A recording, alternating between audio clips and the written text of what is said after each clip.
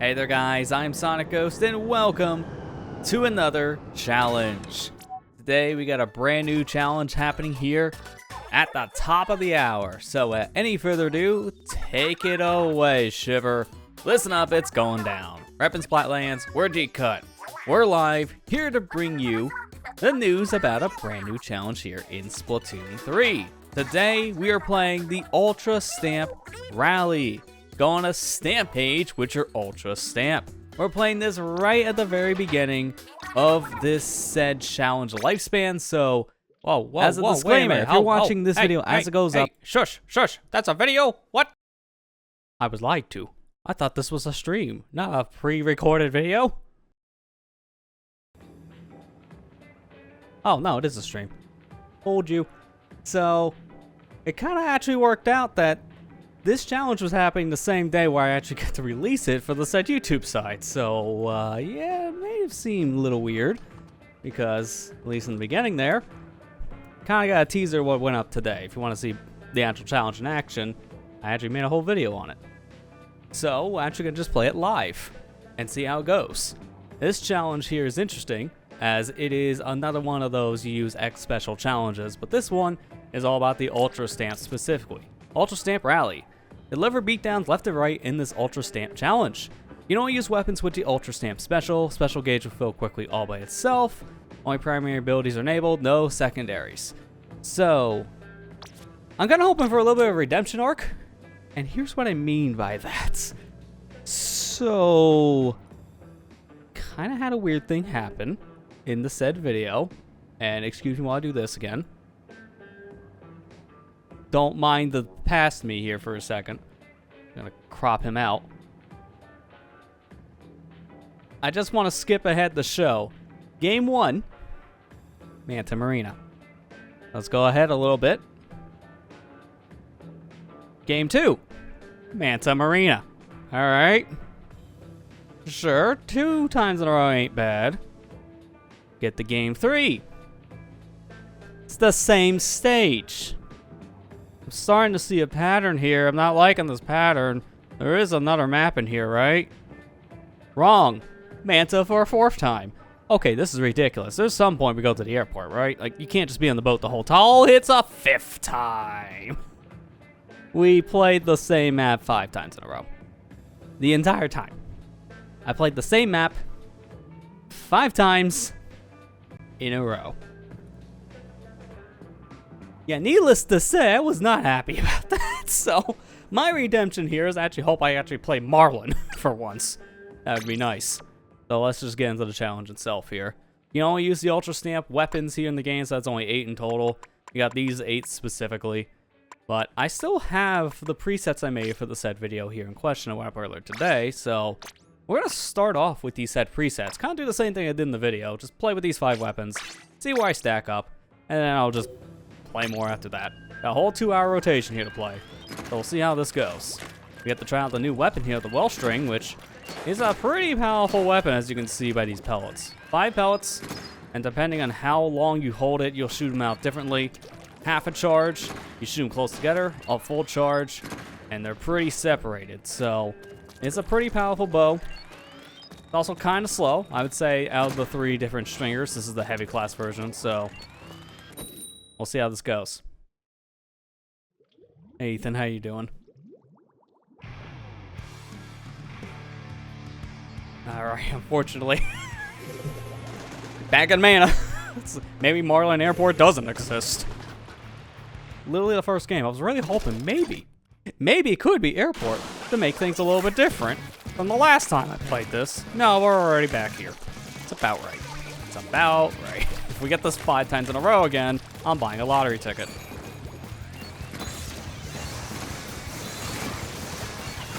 Just gotta be careful. Wait for them to run out their stamps, and I can come down with mine. Alright, what am I doing?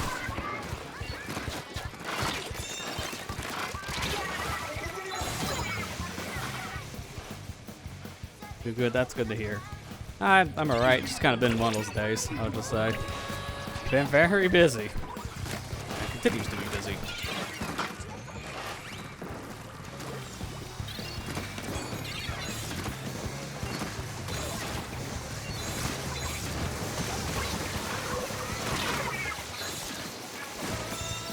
You throw the hammer at the guy coming at you with the hammer. I don't know what you thought was going to happen there, buddy. But let's just say hammer wins. Not the one you thought, though.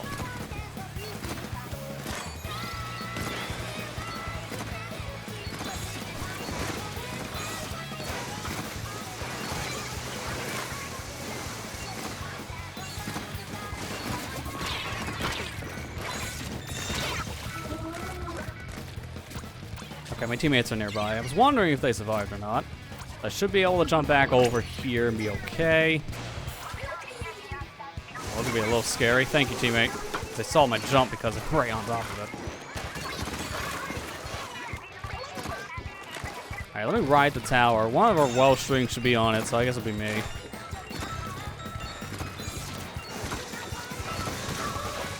Okay. This is one of those cases where it doesn't matter if I use Stamp or not, because I'm just riding tower. So at that point, I'm better off just using the main weapon. Because the problem when you're on the tower with the Stamp, you don't want to get off it. Guess what you're doing with the Stamp unless you throw it. At that point, it might as well be a waste.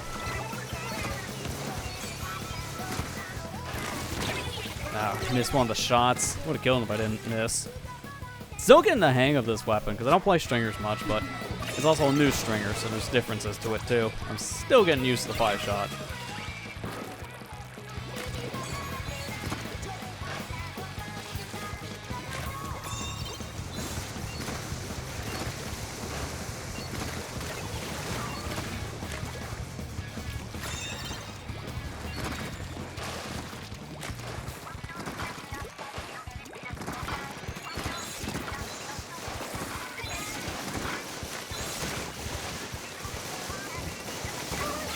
Nice. Nice. I'd rather trade with the Stamp than that Stamp last. Nice.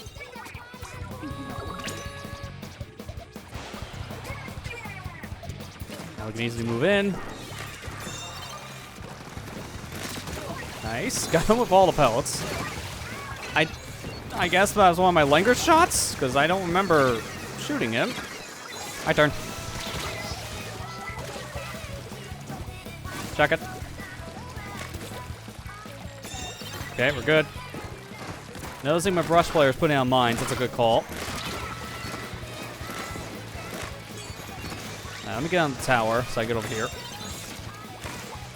Where did that guy go? Well, I guess it's over there based on those 2 marks. Hey, man, how you doing? Alright, let's go.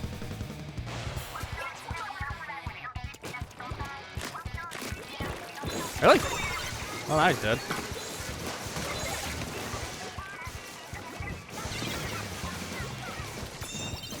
Get up. I just want to throw the hammer. There we go. If that hit that guy, I would have laughed because I wasn't even aiming, but I was really just hoping. My hammer's ready. Now.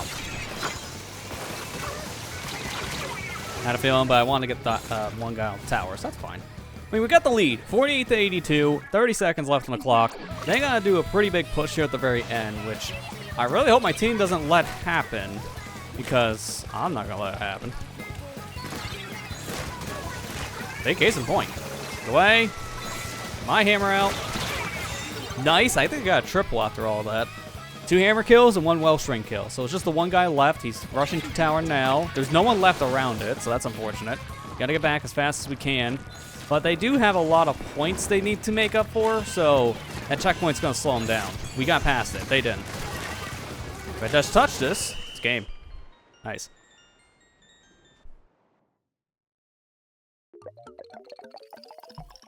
A little close near the end. Now, can we get Marlin Airport? I've been saying that all night last night when I was playing this challenge. As soon as, you know, it's a stupid thing too. As soon as I ended that recording, 4 Marlins in a row. It's like, where was that luck when I was doing the video? It's like as soon as I cut it. That's how it goes. So if you're coming back from the video, we will hopefully eventually play that Marlin stage. Hopefully, maybe. We'll find out. Next kit. Sultana. Not great with Splatoon, but at least I know how to use this one at this point. One thing I actually forgot to mention in that video, because I actually completely forgot it was a thing. Both of the maps we're playing, they did get reworked. Very, very slightly, and this is why I forgot. In tower control for the stage we just came off of, they had some ramps around the middle. They weren't there before, and it was like an extra block, I think, as well, in the middle area. It's like, okay. Very minor little adjustment. And then Marlin had some extra cover around like the middle area. So, very minor stuff I completely forgot they even did in the patch. Because it just barely made a difference. Oh, finally. I'm at the airport. Finally. Now I have video proof the airport does exist. Try to challenge. I'm gonna open the room up for people to play after I get my 5 games in, just to see where we stack up. Because I always like just doing that when I'm playing these, just to see solo queue wise. Then I can compare it.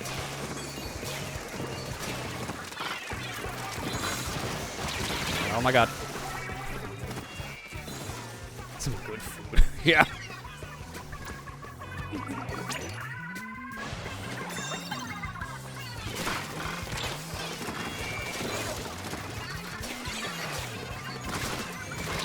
Nice. I didn't think I was gonna actually get the kill with just the swipe. Alright, didn't know the hammer was over there on my left. I saw the one in front of me, but I didn't know about the sploosh.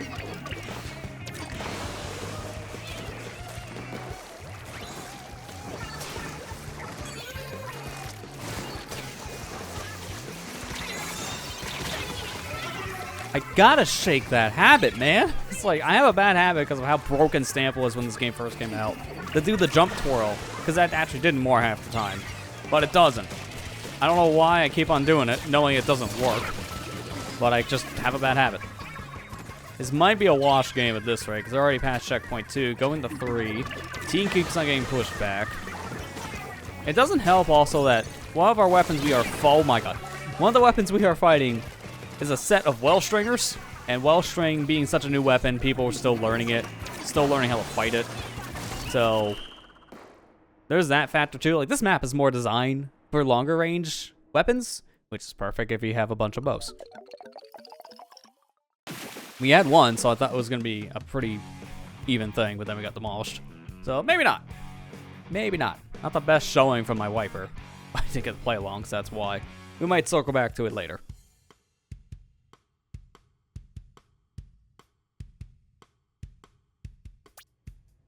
Oh, no, because we had a DC. Okay, that makes more sense. I wasn't even paying attention to that. Who disconnected? I'm going to play another one with the wiper then, because that didn't count for our total. It was our sploosh, of course. Of course, the guy who couldn't really do much because of the range problem was the one that DC'd. How am I not surprised? Coward. Just stay the whole match. They always do that too. I don't know why. Like, when players think they're gonna lose, they're just like, I'm gonna DC. That way I don't lose the match. It's like, you know you still lose, right? If that's a rage quit, you know you still lost the game. No matter what. So that was just kind of a waste. If that's a legit internet problem, I don't care. I understand. If you did that because you're mad, why? I know the scaling was off. It's like, what, a 2100 team? Now we're on a 19 team. So it's a little more balanced here. Oh, my cursor's drifting. Oh, I thought I felt that. Why does motion do that every once in a while? It's beyond me. I literally just turned this controller on. It's already drifting. Doesn't matter what controller. Brand new, used, for like 5 years. Like, it doesn't matter. They all do this. So it's nothing with the controller. It's just the system.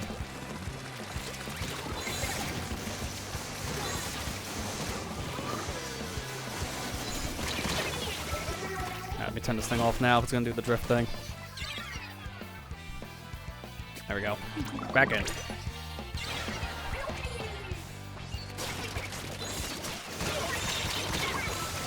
Man, I love how I'm like over here and the stamp's over there. It's like basically a good 3-foot gap, but it still hurts you. Like, I swear. It's either the stamp doesn't work or it works too good. It's like there's no middle ground stamp in my opinion. It's such a weird special in this game. Like, I said it in the video. I'll be mentioning it a lot because it's just so recent. But stamp to me, okay, that was just a lag kill. Stamp to me in this game just feels off. like, in Splatoon 2, that's where it was introduced, it felt a lot more functional. I wouldn't say balanced, but I'd just say functional. In this game, even after the fixes, it still feels a little off. This guy's gonna have a bad day.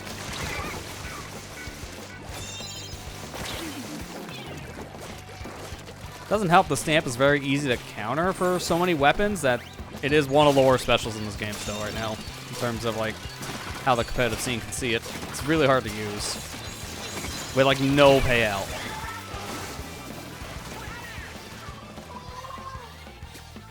Man, everyone's dropping like flies. This might be bad to jump in, so I gotta be really prepared. I didn't want to actually be on the tower, but it's close enough.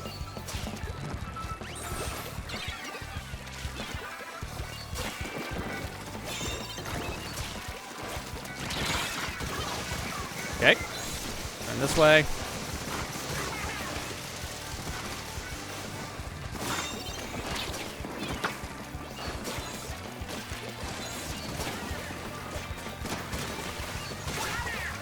Nice, just kind of imploded.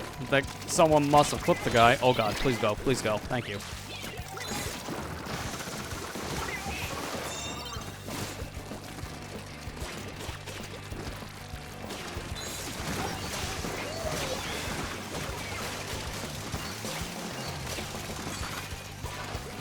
Love when no one's here. Got him with the throw. Let's go. That was a good throw.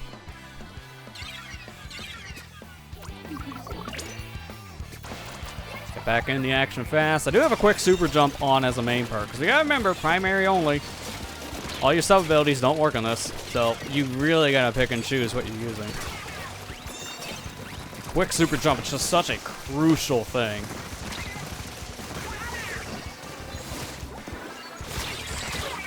Nah, if you didn't have the armor, I might have actually killed the guy in one shot. The spawn armor saved you. Alright, go back in. You should be okay. No, someone here.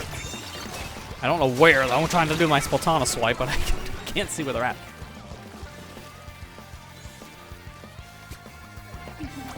Probably good to jump.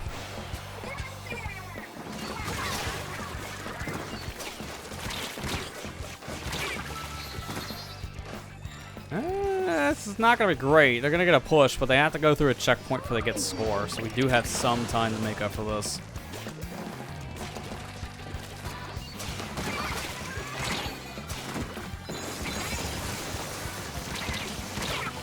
And if you, seriously, if you're the Splatling in this, you have a free time killing someone through the stamp, because you can just shoot through it.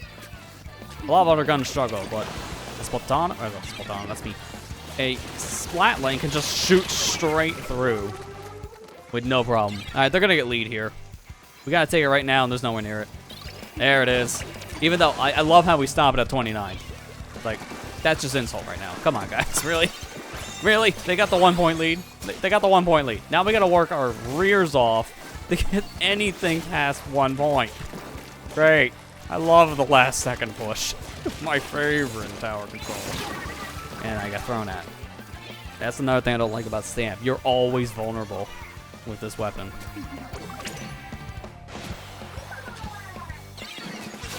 I'll get on it now. Throw this. Wait for them to spawn. Good trade. I swear, I don't know what the hitbox is on the stamp itself when we're doing stamp v stamp action. Sometimes it's a trade, sometimes you just die. I don't know. But I cannot believe we actually took that back after what just happened before. I thought we were screwed. But yeah, we got it in overtime. That's 2 victories. We don't count that last game, it didn't exist. The game doesn't count it, so we don't count it. That sounds like you had a back and forth match yourself, Ethan. Even with a DC, it's impressive. Back and forth when you're down a member is no easy feat.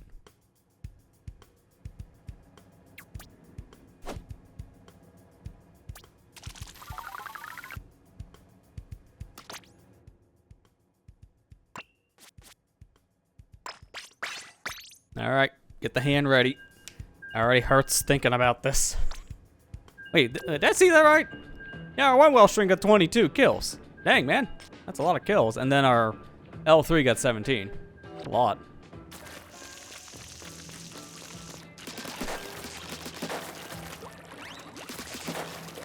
Like, I only play like one game with this thing. I don't really feel it in the hand.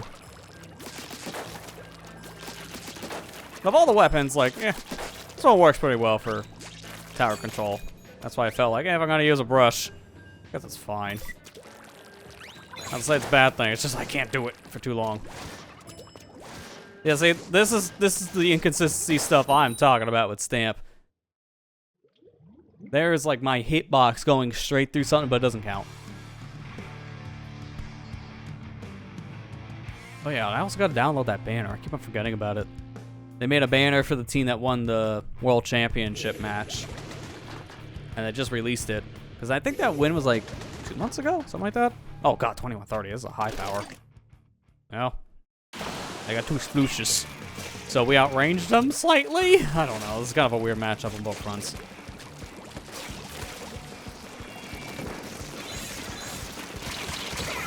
Yeah, that's pretty much a losing battle. Nothing I could do there. And that didn't take long. Maybe we are outmatched. I wish I had a bomb, though. That's why I like the other kit more than this thing. This one is like a very situational brush kit for me. I'd rather have a bomb. Even though Killer Whale's not that much better of a special for the thing. Like, Killer Whale has more, really. Killer Whale has more opportunities, I think, for use compared to the hammer one here. Yeah, I had a feeling. Guy climbed up on the ledge, too. Yeah, this one's a bad game. Cool.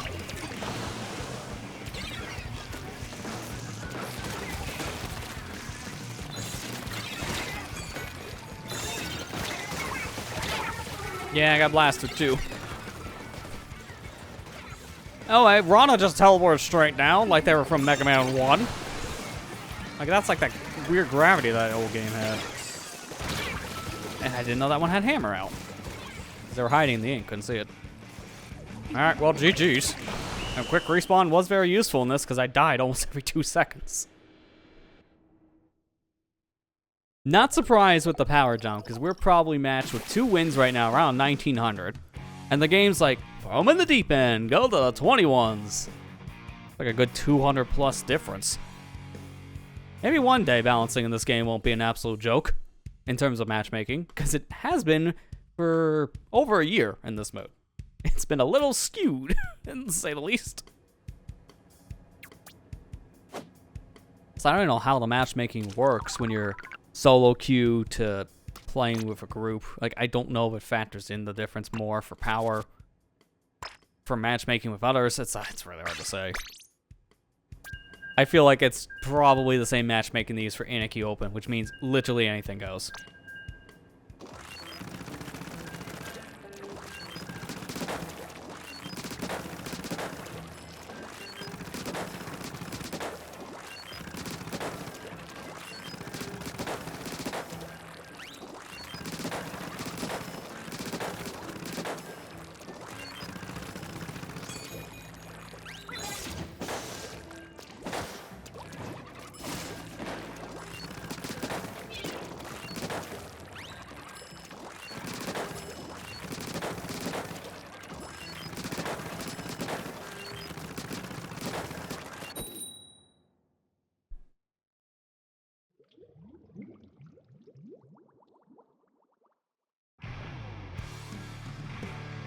Now we're actually getting the inverse thing I was talking about before. We're getting nothing but Marlin Switch. I ain't complaining. Of the 2 maps, I think this is the more interesting one right now. It also helps it's new. Ish. Came out like 3 months ago. Hey, it's still new. I played a Man Marina for like 6 years, so relatively speaking, this is much newer.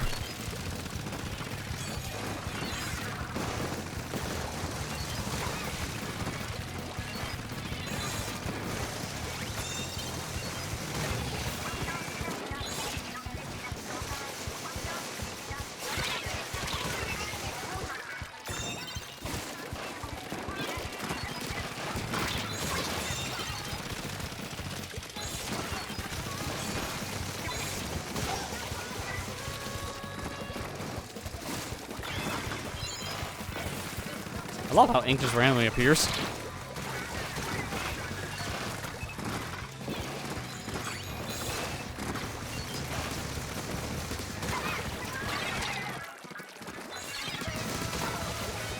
And who needs the stamp when you're just a Splatana? The Splatana's doing more work now for me than the stamp. So it has a 2v1 right now in the middle.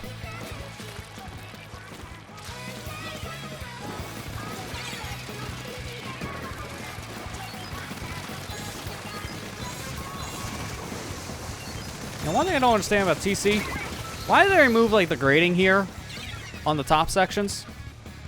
That doesn't make any sense. Like, this game does it a lot with tower control. It just removes things for the sake of removing them, and it doesn't really help anyone. It just makes the map worse. But I don't know why we moved these things here. Like, the grades in this section were fine. In fact, it made the map a lot better in a lot of regards for perching up there as like a sniper, for example.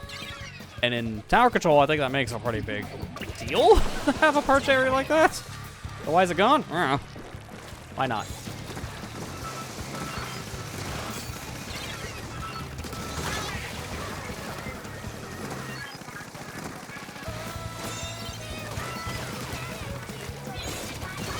Got him. Nice. Come on over, guys.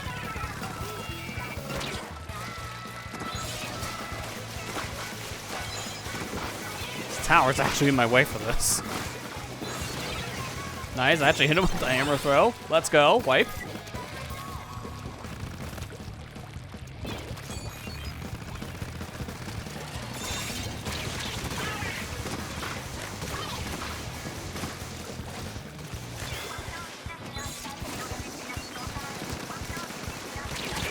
I was one bullet off. One off. Teammate finished him though. That's fine. Big runs this weekend. Yep. Starts technically tomorrow. And it's the big run, so we're going to have all the stuff happening. We're going to have all the maps come back from previous runs. We're going to have 3 bosses to fight. It's going to be a lot. I heard apparently 3 data miners got it unlocked in their game just to see how fighting the 3 King Salmonids would be. They got demolished. That gives me hope. By hope, I mean I'm going to cry a lot internally.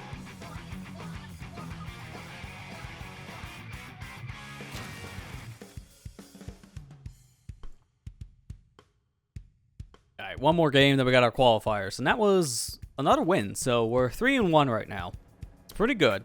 So far, we're tying the wins on the video. Spoilers. There's 3 wins there. So now we get to see how this last game goes for the points. Last thing is the sploosh. Sneaky sploosh. My favorite way to play it. A pop out in front of someone. And then just attack. Even if it's you know, with the stamp. Same kind of rule applies. How will that work? I guess we'll find out in the game. I was going to test it here if I had another second.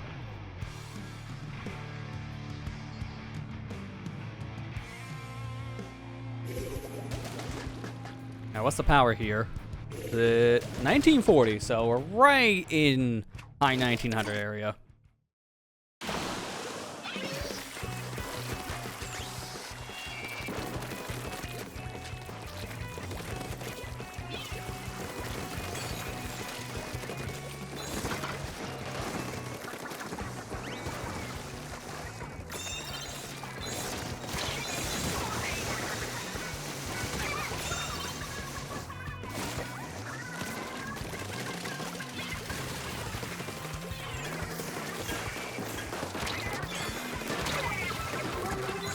Unfortunately, I had the high ground. That was not a good thing for me. Finding a blaster is never good to be above the blaster. I jump back to the tower. They're doing pretty good over here so far. It's a good push. Right at 49. That's perfect. Already half the points we need and then some.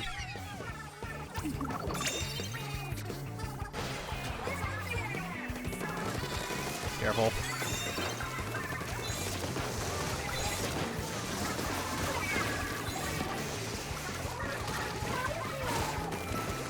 No, this way. Get on tower.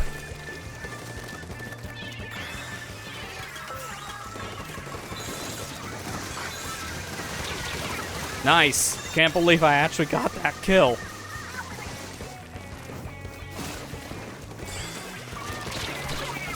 Come on. Just push a little bit further. We're at the finish line. 3, 2, 1.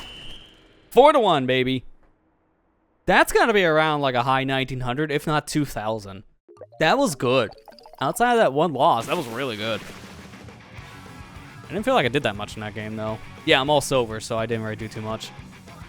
Number 2 overall Splires of silver is kind of a funny one. I was like, is that second place? How does that work?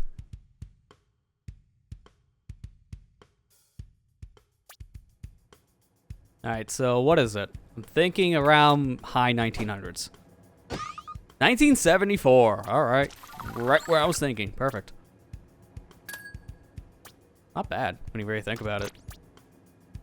Just playing some warm-up games and boom, high 19s. That's how we go. That's gonna be a silver. That's gotta be top 20, guaranteed. Because if I look here, 1887 is the top 20. So I'm very certain I just got another top 20. Keep on adding the top 20s to my list. Like a consistent thing.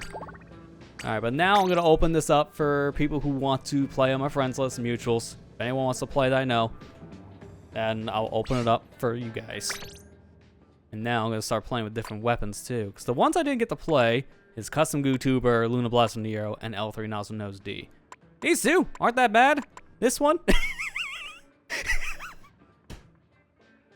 One of those. Let's just say this one makes absolutely no sense as a kit, and it's already kind of a weaker weapon by itself, so it needs a strong kit. So what is this thing? It's like, we gave up trying kit. Have this whatever we threw at the dartboard kit. I don't know what they were thinking with this stupid thing, so we'll try it first and just get it out of the way. You're jumping on, okay. So you will want to join in too. I'll have you on the call for this one. Probably won't have you on for the whole stream tonight because the other thing I have lined up, if I'm not feeling too tired of this, is going to be a single player thing. I'll have you at least for this. Yeah, you got 10 Sheldon license for free. That's because of the DLC. So that's another PSA I want to give people. If you own the DLC for this game, you now get 10 Sheldon licenses for free. They just give that as another incentive for buying the season pass for this game. So you'll get, I think it's like a ticket per every ability, money ticket, experience ticket, and then you get the 10 Sheldon licenses. Like, they give you a lot of stuff in-game. So it's pretty nice.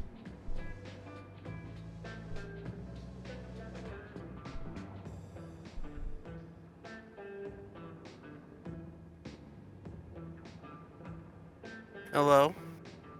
How we doing? I'm surprised by the Sheldon license thing. Yeah, I mean, they kind of shadow announced it. It was one of the Twitter drops when the season was getting ready to come out, so a lot of people didn't know about the ticket thing. Well, that'll help getting some of my weapons easily. Yeah. It's nice they do that for this reason, too, because Sheldon licenses aren't the hardest thing to get, but they just take time to unlock. So it's nice to give you like 10 free ones if you own the DLC.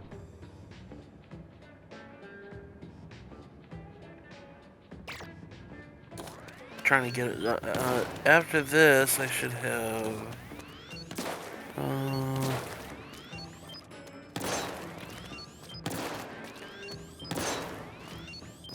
Okay. Cool. I only have 3 weapons left to get. Not bad. That's good. And After this all challenge that, is a bunch of weapons you probably haven't played before, so that might put you closer to another ticket. Yeah. I did see something on my timeline about a new, what was it? Was it in the news section where you got a new banner? Yeah, they released the banner for the Nintendo World Championship winners. Oh, okay. So now that team that won that championship game is now like immortalized into Splatoon, which is neat. That's cool. Yeah, I think it's the first time I've done really something like that. Because Splatoon 1 and 2 didn't have a banner system, so the most they did was like a shout out on social media. Yeah, on Pokemon like Black and White 2, they immortalized the 2011 2010 World Championships. Yeah, Trainers. I think so. Oh, I'm sorry. I'll change my weapon. Jesus. Okay. Don't tell me it's like, oh, you can't join this. And I'm like, okay, Yeah, I'll exactly. change it. I'm Hold sorry. on. What is that thing? Put it away. was like, oh, fine, I won't play custom GoTuber. I know this thing is kind of a meme. I'll go play the standard one. Oh, wait, I can't. I'll play this one because I still gotta work on. Yeah, maps. that.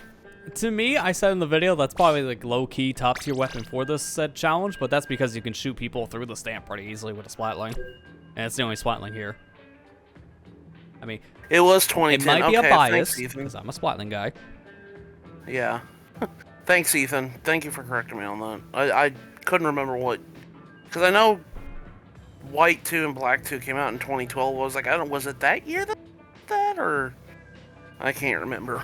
Yeah, I believe it was the black and white games also that had that very specific theme that plays that only would have ever triggered at a championship. So good luck trying to get that out of the game code to listen to. Yeah. It was that or like Sun and Moon, I think. It was like one of the Pokemon games it had a was very Black and specific White theme. too.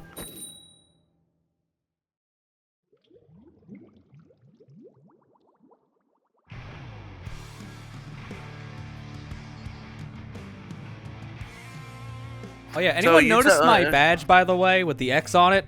Because I'm shocked I got the top 2,000. Because I wasn't trying. It just kind of happened. So that's a top 2,000 badge. Did you get X rank? On Splat Zones, I got a top 2,000 this past season. Oh my gosh. And no joke, I played my qualifiers like 3 days, I think, before the season change, or 2 days. I did 5 sets of games, and then I got to the top 2,000. Like, okay. I didn't think I did that good. In fact, I kind of lost a good amount of them. Well, sure. It kind of helped I was playing a lot of top 500 players, I guess, because I got a couple top 500s in my games. Oh, jeez. Okay. Now, I didn't quite hear you because I was trying to get into the call. Okay. I wasn't paying attention. Did you say that you were only going to have me here for this part? Yeah. Okay. I remember you saying something, but I yeah, because the other thing, caught at least the other thing I had planned is like a single player thing. Okay. Playthrough. Okay, I get you. I was Do you just. want to know what it is now? Or do you want to have heard it. suspense? I'll have suspense. Oh wait, I'm patient. Did that not? How? How did that not kill you? I ran you over with a hammer. That's right. Please leave. Oh my god, all this lag. What is happening? This one dude, man, stay away. I think it's the Luna. Watch the Luna. Because that one, I swear, just got on top of the tower to get off the tower to run people over with not running people over with the hammer. Like, my god, man. It's gonna really help if they actually spend more than $1 in the next Systems Network card. I'm just saying.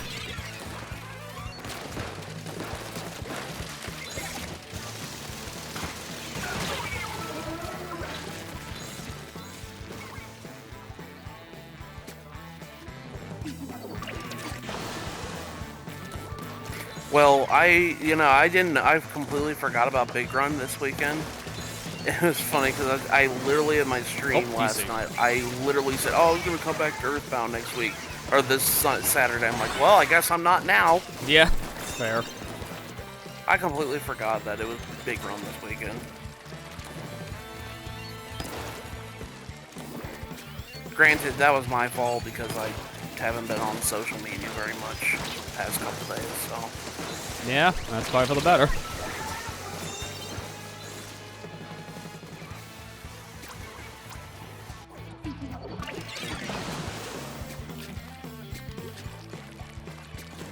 Oh, did they have? They had a DC. Was it that? Yeah, laggy guy? it was not the blaster. Surprisingly, it was their other brush, which I didn't think the brush was gonna. Well, I guess kind of. Like, there's 2 laggy players on their side, so it was kind of a coin flip which one DC'd. They had a laggy brush and also a laggy blaster, so it's hard to say.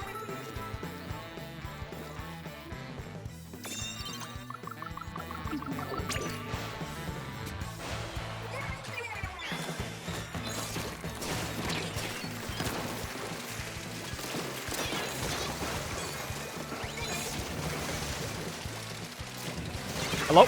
Oops. Goodbye. And you too. And then the one moment I couldn't move. 12 string on my rear. Oh, hello, hello. I say goodbye. That Beatles song, I can't even remember the lyrics to.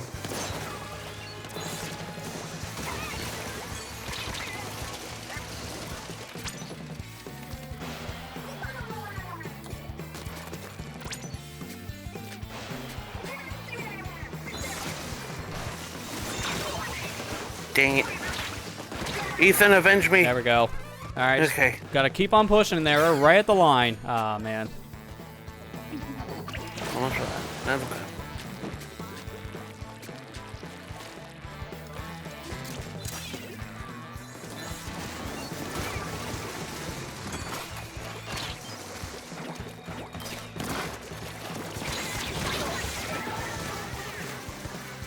God, I love how we have the exact same start delay, and yet I somehow get destroyed by someone because their hammer gets activated a frame later than me. There. Tower is kind of cleared.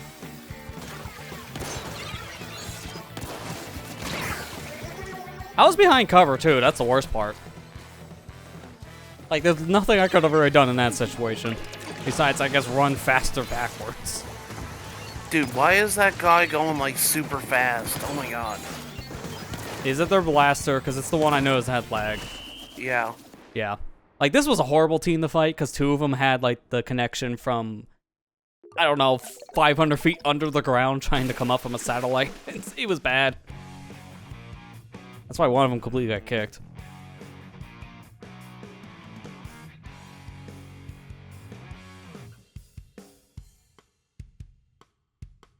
And I say, the reason why this happens so much is because the Switch has one of the worst network cards I've seen on modern hardware. Like, it's the equivalent of the Wii's network card.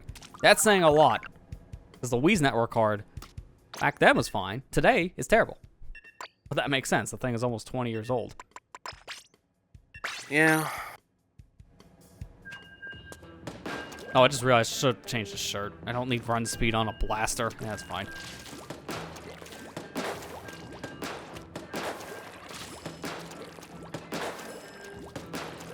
So, Sonic X Shadow Generations box art got leaked. Can we learn about the game? It's like, come on. Yeah. Who cares what the box is gonna look like? Most people aren't even gonna buy it physically. I'm just like flabbergasted. We know so much about the game that's not about the game at this point. It's like, this is impressive. Well, I'm guessing since the box art got leaked that it's probably going to be at Summer Games Fest tomorrow. Probably, and I hope they actually show gameplay. Yeah. Because we're at a point now we need to know what that game actually is going to have different. I know it's a remake of a game that's out, so we know most of it because it's based on a product already, but we need to know more than literally silence. Yeah. Because this is getting ridiculous. Like, this will also give people the fear of, like, is this going to be a butchered port or not because of what happened with Colors Ultimate? The less you say about a game, the worse it sounds. So people are worried for a good reason. Or you get IGN to play the game. Yeah, also don't do that. Sonic Frontiers is an amazing game, except when IGN plays it, then it looks like hot garbage. It's like, maybe pick a better outlet too. Everyone had fears only because of they had some of the worst gameplay showing, but the game itself looked fine when you take away the player. Yeah. Summer Games when it's technically not summer yet. Yeah. Yeah. Give it like at the end, close end of enough. the month. We're playing a summer season right now, so see, close enough. Might as well feel like it already with temperatures. Marley's like, it's not even summer for me, it's winter.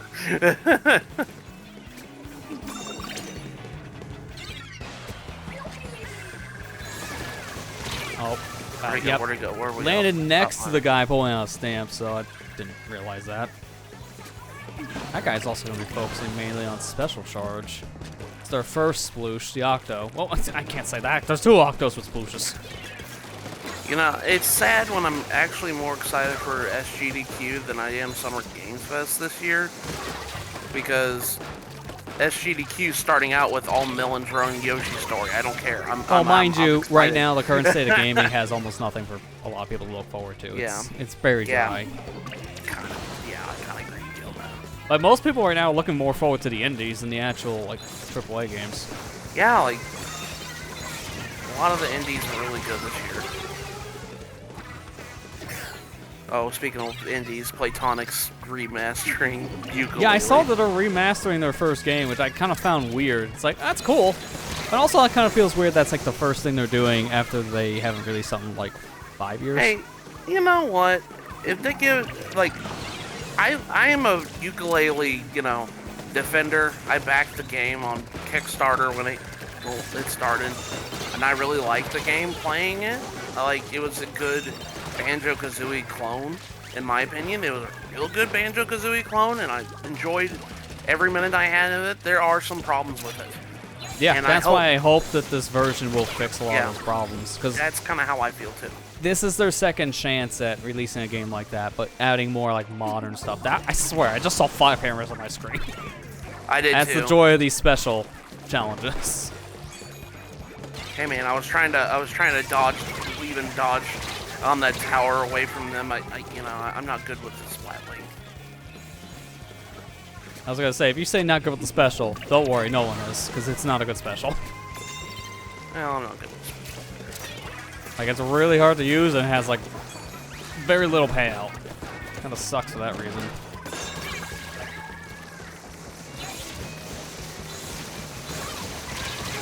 Oh my god, it's like a shark-infested waters here. And you really just gotta pray that you have the better connection at that point, what the game thinks, because it's like, I was attacking someone with the stamp, and they attacked me with the stamp, but yet I died, they live. It's like, that should have been a trade, but no, I died.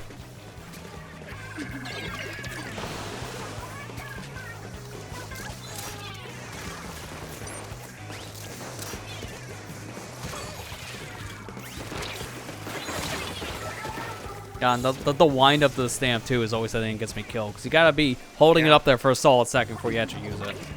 Yeah. It's like the same problem I have with Kraken. I always die before the actual special deploys because it takes 5 years for that to come out. Kind of like the same problem with the special. Killed him last second. There was another guy over there. No, that didn't matter. The blaster got on the tower. Okay, I saw it now. I know what you mean. Okay. Yeah, there was 2 guys on it, so it wouldn't have mattered. I tried to get the blaster and I died, so. I think I'm gonna change my weapon. I'm just not good with Hydra.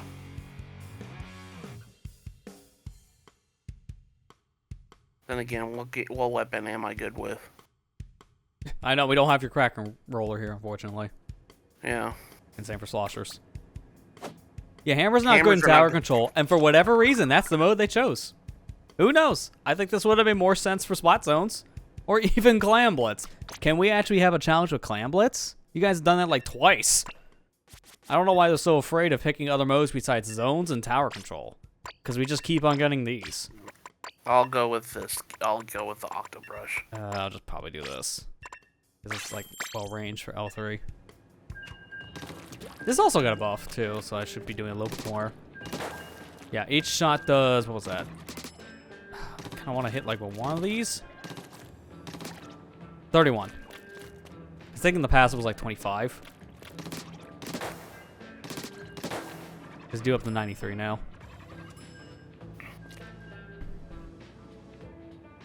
Yeah, melee tower, terrible in tower control. Well, I mean, it depends on the weapon, but for Ink Brush specifically, yeah, it's terrible in tower control because it's a very range-focused mode. You'll see a lot of blasters or long-range shooters and such, so it's really hard for brushes. If you're going to use a brush on this one, you have a little bit of a better odds, I think, with Auto Brush. So that kit, and maybe Paintbrush for the same reason. But you rarely see a brush here. I say as we have 3. God, I guess I missed the memo. I was trying to play a little bit before. I don't know if I'm going to play it more or not after this challenge or not, but I was trying to play a little bit of the hard mode, very hard mode on Sonic.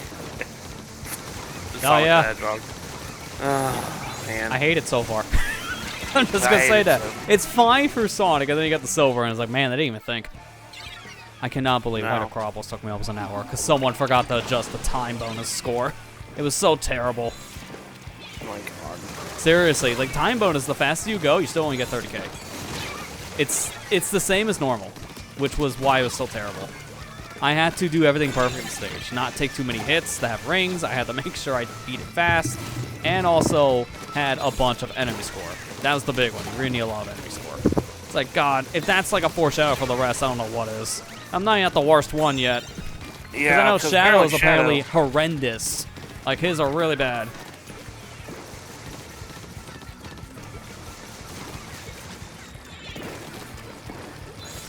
Oh, was hoping I'd get somebody with that. Oh man, dang it.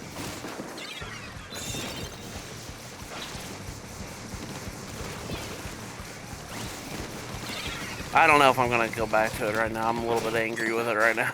Yeah, it's probably not worth it. Trust me on that. I don't want to get angry tonight. I'm literally on muscle relaxers right now, and I'm kind of feeling loopy. I'm not gonna be angry. How am I supposed to shoot through a time. hammer? There's 2 of them.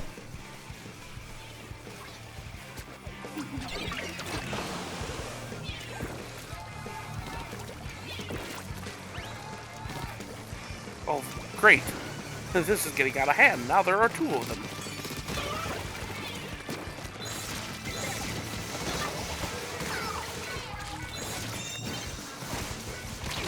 Oh, well, how did I miss point blank throwing the hammer at him? That made no sense. My camera was horrible too, because all I saw was the wall, so I guess that's why. Couldn't see where it went.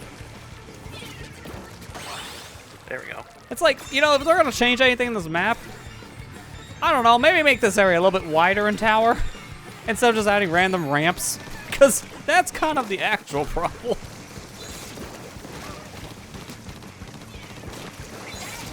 I got a funny story to tell you guys. It's a joke, by the way. It's one of those, like, story time jokes. I have a punchline to it. It's like, the guy, this cannibal was sent to prison. And he wasn't very popular with the inmates. So he went to lunch one day, and he was sitting in the cafeteria. Another inmate came up and pushed him out of his chair on the table.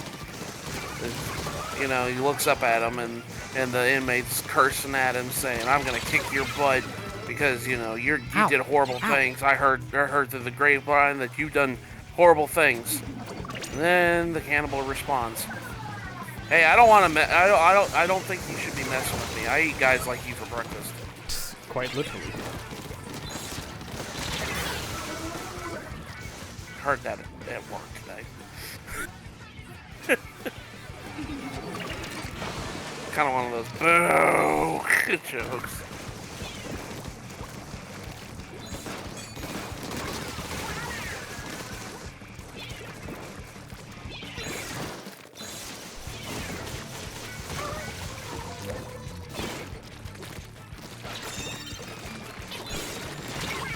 Oh my god, all I can see is tower because it clipped inside my body. I died because I couldn't see. God, seriously, I don't know what their fascination is in the challenge mode by having so many different of these beat tower, because this one does not work well in tower. It works much better in zones. I know they're probably afraid of it flipping every 2 seconds, but at the same time, it's better than whatever this is.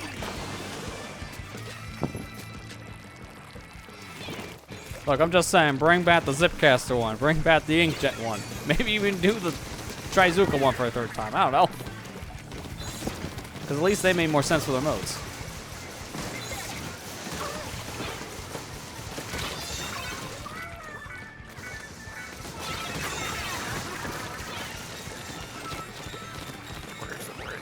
Where is he? Oh man, I missed, dang it. I missed my hammer throw. Oh god, I thought I was behind the tower. No, that was on me. No one's on it, I think. Yeah, no one was on tower. Oh, I just died, so I had no idea. I only saw one guy in mid and he was using hammer. That's okay. I just want my token.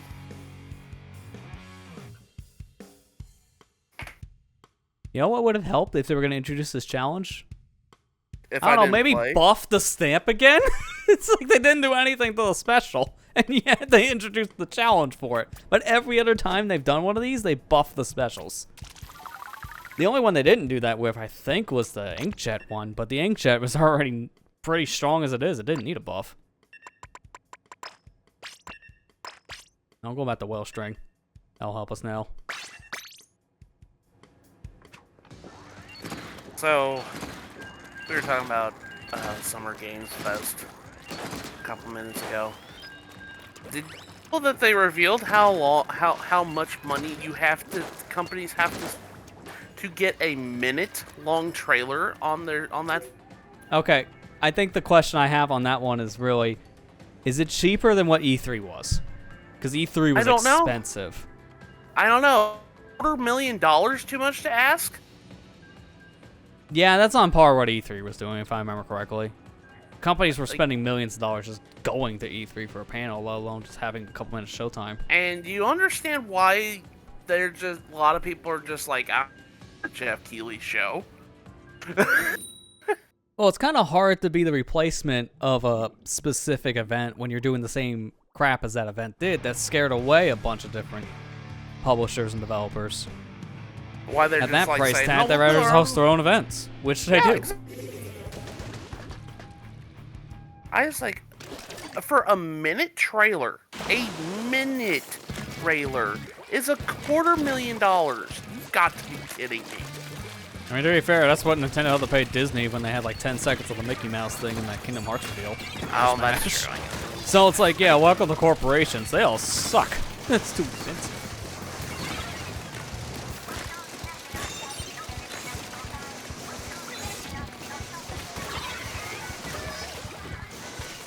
So, I didn't get it. I was in the middle, busy last night, obviously. You posted something.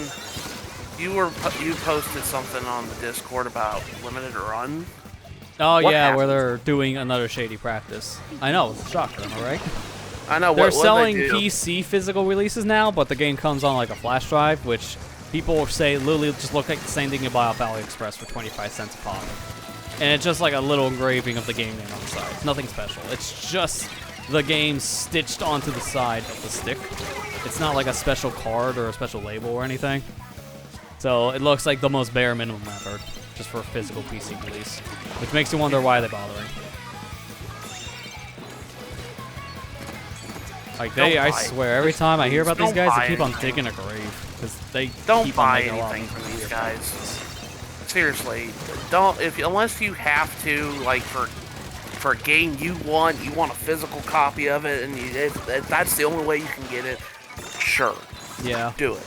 But At the rate things are going, I don't even please, think if it's you as can. important for that physical release anymore based on these Yeah. practices. Because you'll be lucky you can get the physical release in some regards.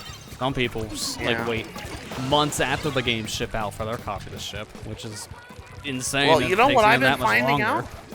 You can find a lot of those physical copies that Limited Run's doing Yeah, on like in their store. VGP, or whatever that site is. Amazon too. Amazon has it too. Yeah, Yeah, not surprised. And Best Buy. Best Buy especially. And I do think they hold back some of their stuff for their own physical location now, because there's like a lot of stuff there that's like sold out immediately. They just have like in pallets at their store, what it looks like. Because like they always have it on their shelf. I'm still burning myself to the day. You know, I didn't get Shantae and Pirate's Curse on Switch. That's the only Shantae game I don't own physically. And now you go look on eBay and it's like $500 for a copy. I'm like, nah. Yeah, it's really not. Like, at the rate things are going with the stupid physical thing, it's like, it's not even worth it. No. Nintendo's the only real platform you want a physical game on because it actually makes a difference. All the other platforms is a glorified key. So Yeah. it doesn't really matter. Yeah, it's not even worth it.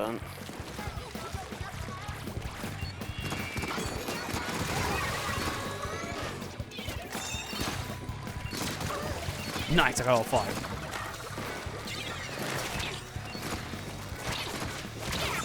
I should have stamped there.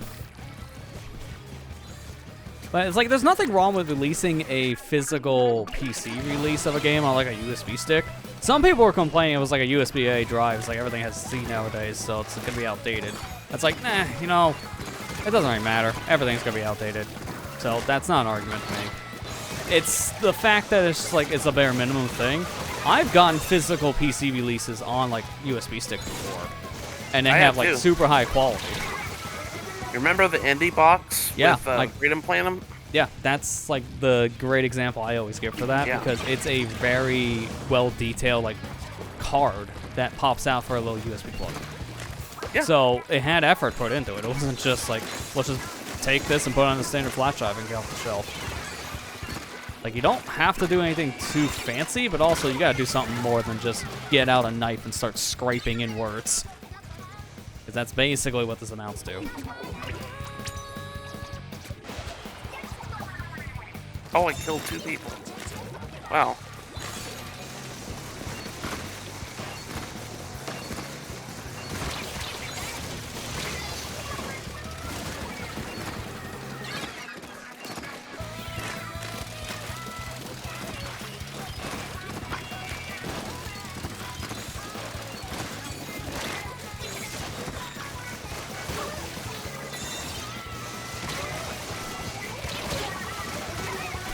Yeah, I didn't see your article last night. I was like, what did limited runs do now? Yeah, it's just essentially the bare minimum effort again. A charge of premium for a thing that's just super cheap to make. Nice double shot. Yay! Finally won a game.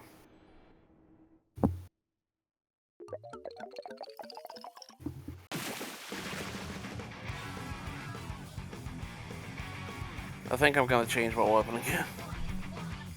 Yeah, I was getting kind of close near the end. It helped that in the overtime, I hit 2 people with the same shot. So getting 2 people off the tower immediately gave us that push in. I was worried with the 3rd one there, but it looked like we're fine.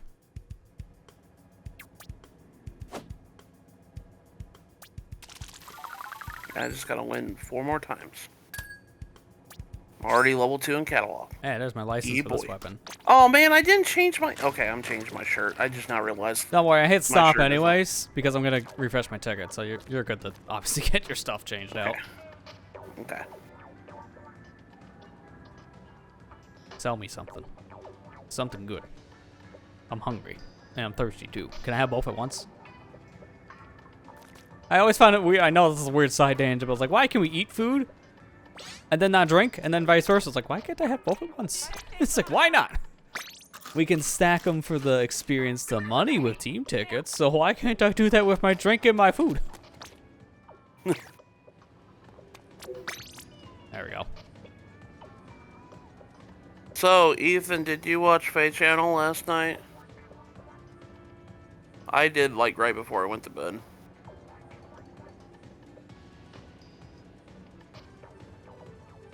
I did, yeah. It's like they finally added the Dawn Brigade, minus Nolan.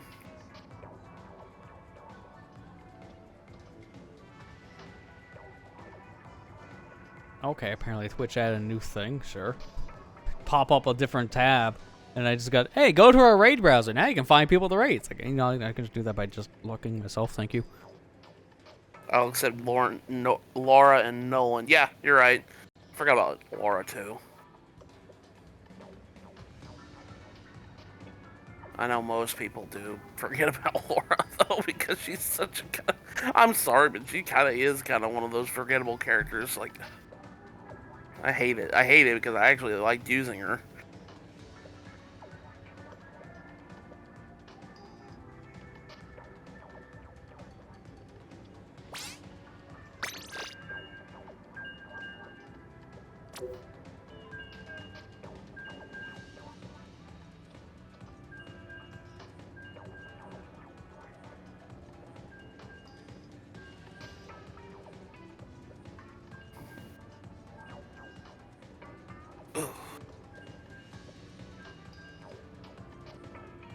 On good news, my headaches are starting to kind of subside a little bit.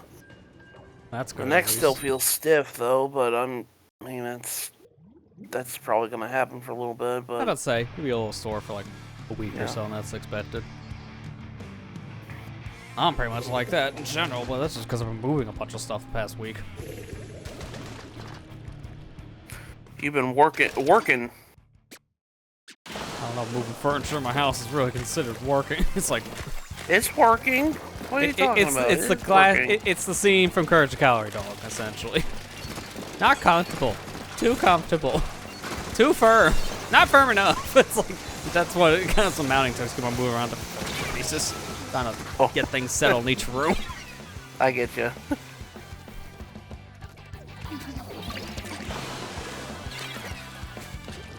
Amber's been trying to help me get some stuff established on my Twitch page. She just time to go look at the banner. I have to go look at the banner now. Here. Oh, you're telling everybody to go look at my banner. Okay, when they get a chance. Okay, well, everybody go look at my banner on my Twitch page when you get a chance. See what Amber's been doing. Yeah, hopefully Twitch doesn't ruin it too much. Because it's like, either. it's so hard to make banners on the platform, they want to cut off like 80% of it. It's like the one thing I hate about the platforms for graphic design. I already made an emote, so it's a free emote, by the way. I don't know what. You gotta follow getting one, okay. ideas. Yeah, it's just a free emote. So.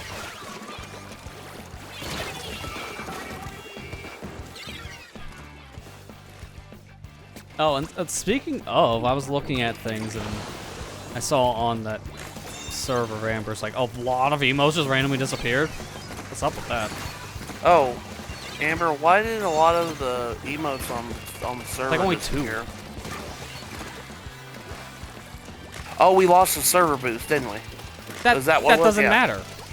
We had That emotes doesn't matter? before server boost. Oh, we had emotes before server boost? Like Yeah, everything? these emotes, Come like, on. they just disappear like in the week. All the All emails? the Vaporeon things, like, I know they're all gone. That stuff, like, too. Huh. I thought the Vaporeon ones were there. There's only 2. There's only 2? Yeah, it's only 2 right now. I don't know why.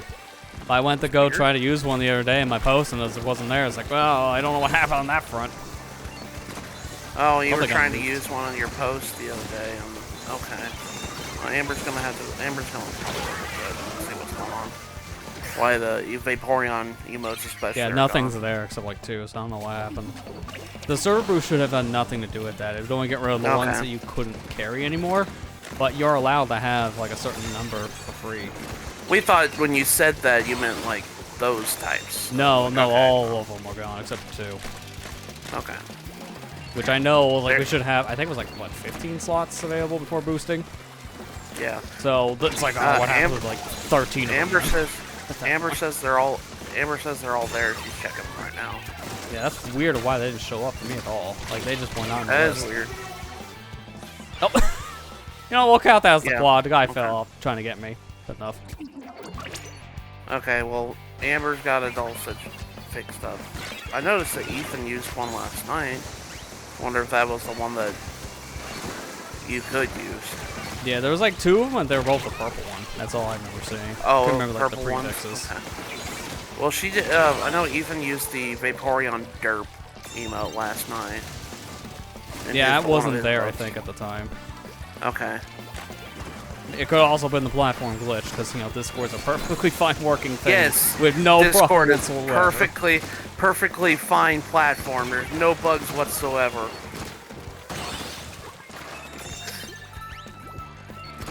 Just joking, by the way. I'm not. And they expect You people to mean- pay 10 a month for this thing? I mean, like, so if you're not joking, that means that it is a perfectly good platform. and No, there's no, nothing the wrong. joke is like called sarcasm. Oh. Okay. I was like, so when you said you're just joking, I'm like, okay, so you agree that it's perfect then. I'm the Perpetual, the guy who never leaves his house and is always on Discord. Defending Discord, if I'm saying that's true. I'm the stereotype, the real one. I mod 500 servers and I get no paycheck for it. And live in my mom's basement. Which I don't even do know you how do that's a with- stereotype that ever really became to be. It's like, I guess it's one guy that lives in a basement and it's just a nerd. And so every nerd is the guy in the mom's basement. What do you do for a living? I manage 500 Discord servers. Oh, I imagine that's gonna give you a big paycheck. Hey. No, they're all my friends. What are the... It's so weird when you really think about it. Today's day and age, I watched a documentary on Tuesday when I was sitting at home about, like, the ending to 2.5 Men. You remember the show, Yeah. 2.5 Men? About, you know, how basically how that show ended. And they were talking about how, like, early 2011 was like a time capsule. Because you couldn't get a lot of memes Like, everything was, like, condensed. Like, everybody knew what this meme was. Yeah. Whereas nowadays, it's like, you got subsections of subsections of subsections of niches everywhere. You like keyboards, there's a Discord server for that. Yep. You also just described the problem when it comes to making anything on like YouTube or Twitch too. Yeah. It's like, Like so the many saturation niches. level. You can find anyone doing anything right now. Yeah, And they're probably in the bathtub. If there's some sort of interest you're interested in, that made total sense coming out of my mouth there. If there's any interest you have at all, there is more than likely some sort of niche you can go and visit. Whereas, like, back in 2011, most of the popular memes were all the same for the most part. And there, when I was talking, why this goes with 2.5 Men documentary is the whole Charlie Sheen winning thing back in the day. When Charlie Sheen went on his, crazy drug-induced nonsense rant. Yeah, whatever he was on at that point. Yeah, whatever he was on.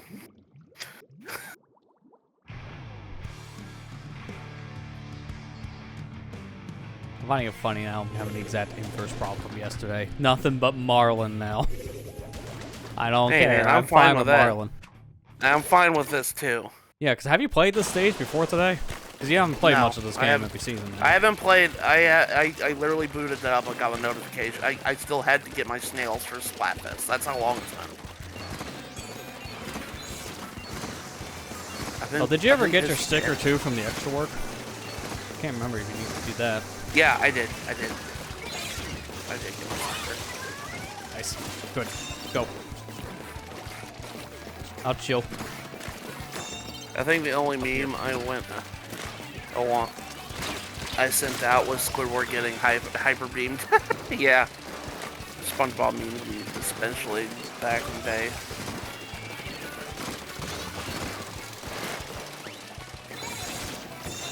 Watching a time capsule too. Speaking of time capsules, me and Amber have been watching old SGB playthrough, the Kingdom Hearts 2 playthrough, and it's just so funny because Elliot dated that video saying, "Man, 2016 sucks," and I remember that 2016 was a really hard year for people who like celebrities. I remember that. Yeah, and then there was a lot that year coming out. Oh. Then I was like, oh, I forgot. And then it's like, oh god, it's 2024, but back then, in 2016, so a lot of the same problems happened like beginning of this year too.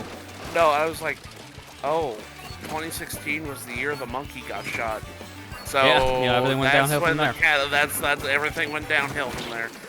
So I'm sorry, not monkey, an ape got shot. Gotta be technical there, but still some sort of simian. A simian got shot. And that's the start of the catalyst that went us down the dark path.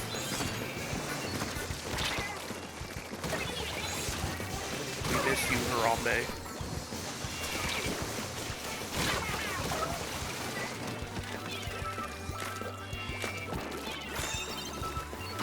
You ever wonder how that kid's doing nowadays? Do you think people make fun of him? Who knows? I wouldn't be too surprised, only because like the more known you are, the more haters you attract for no reason. Like, do you think that that kid that fell in the enclosure is probably sitting there like getting bullied at school because it said, oh, because of you that the Harambe got shot, and then he's probably like too young to understand what happened. It's like, well, I don't remember doing this. I think it was like, what? How old was the kid? Like 4, I think, or something like that. I wouldn't be surprised. I can't remember. I think about that stuff whenever I'm talking about Harambe and the event that happened, and I'm just like, I wonder if that kid ever gets bullied, and I kind of feel bad because I don't want that kid to be bullied because it wasn't his fault. It's like that it happened. Obviously, I don't like that Harambe got shot, but the kid didn't deserve to be put in danger like that. So, honestly, as much as I hate the idea that, you know, Harambe got shot out of this, it was probably the better call in that situation. Yeah, I mean, that's just the nature when it comes to things. I mean, I can't remember like why the kid was even close to the gorilla to begin with. Like, well, that he fell into the enclosure. That's what happened. He fell down in the enclosure when it happened. Yeah, so again, that should never happen if they have proper safeguards at that zoo. Yeah. So if you don't want to blame anyone, just blame the facility. Because they didn't have like the proper safeguards. Don't blame the kid. Therefore, don't blame... we're here. You can also partially blame the mom for not watching her kids closely. True.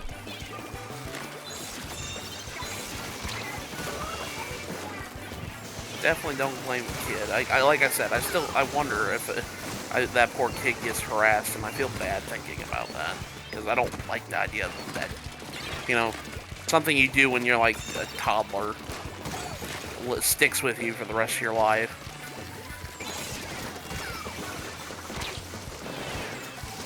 I don't know, that would probably bother me.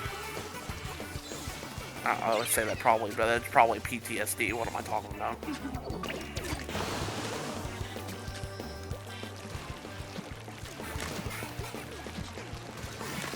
Oh my god, I almost got a, oh my god, I got a quad.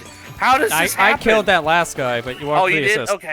Okay, alright. Well, I thought I killed it for a second. I thought I killed I just picked off the remaining health, I guess, with one of my belts. I guess I just need to start talking about Harambe from now on. He was like, ah, man, this girl getting shot was actually a good thing. Then the timeline just gets worse from here. It's like someone actually says good. That means there's more problems coming your way.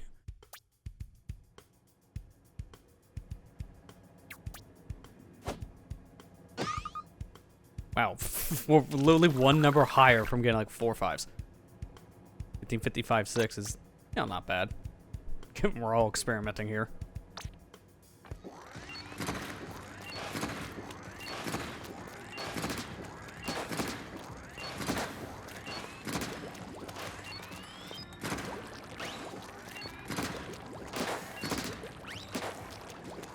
What feels is beneficial to actually do the vertical It was a shot 3-year-old kid.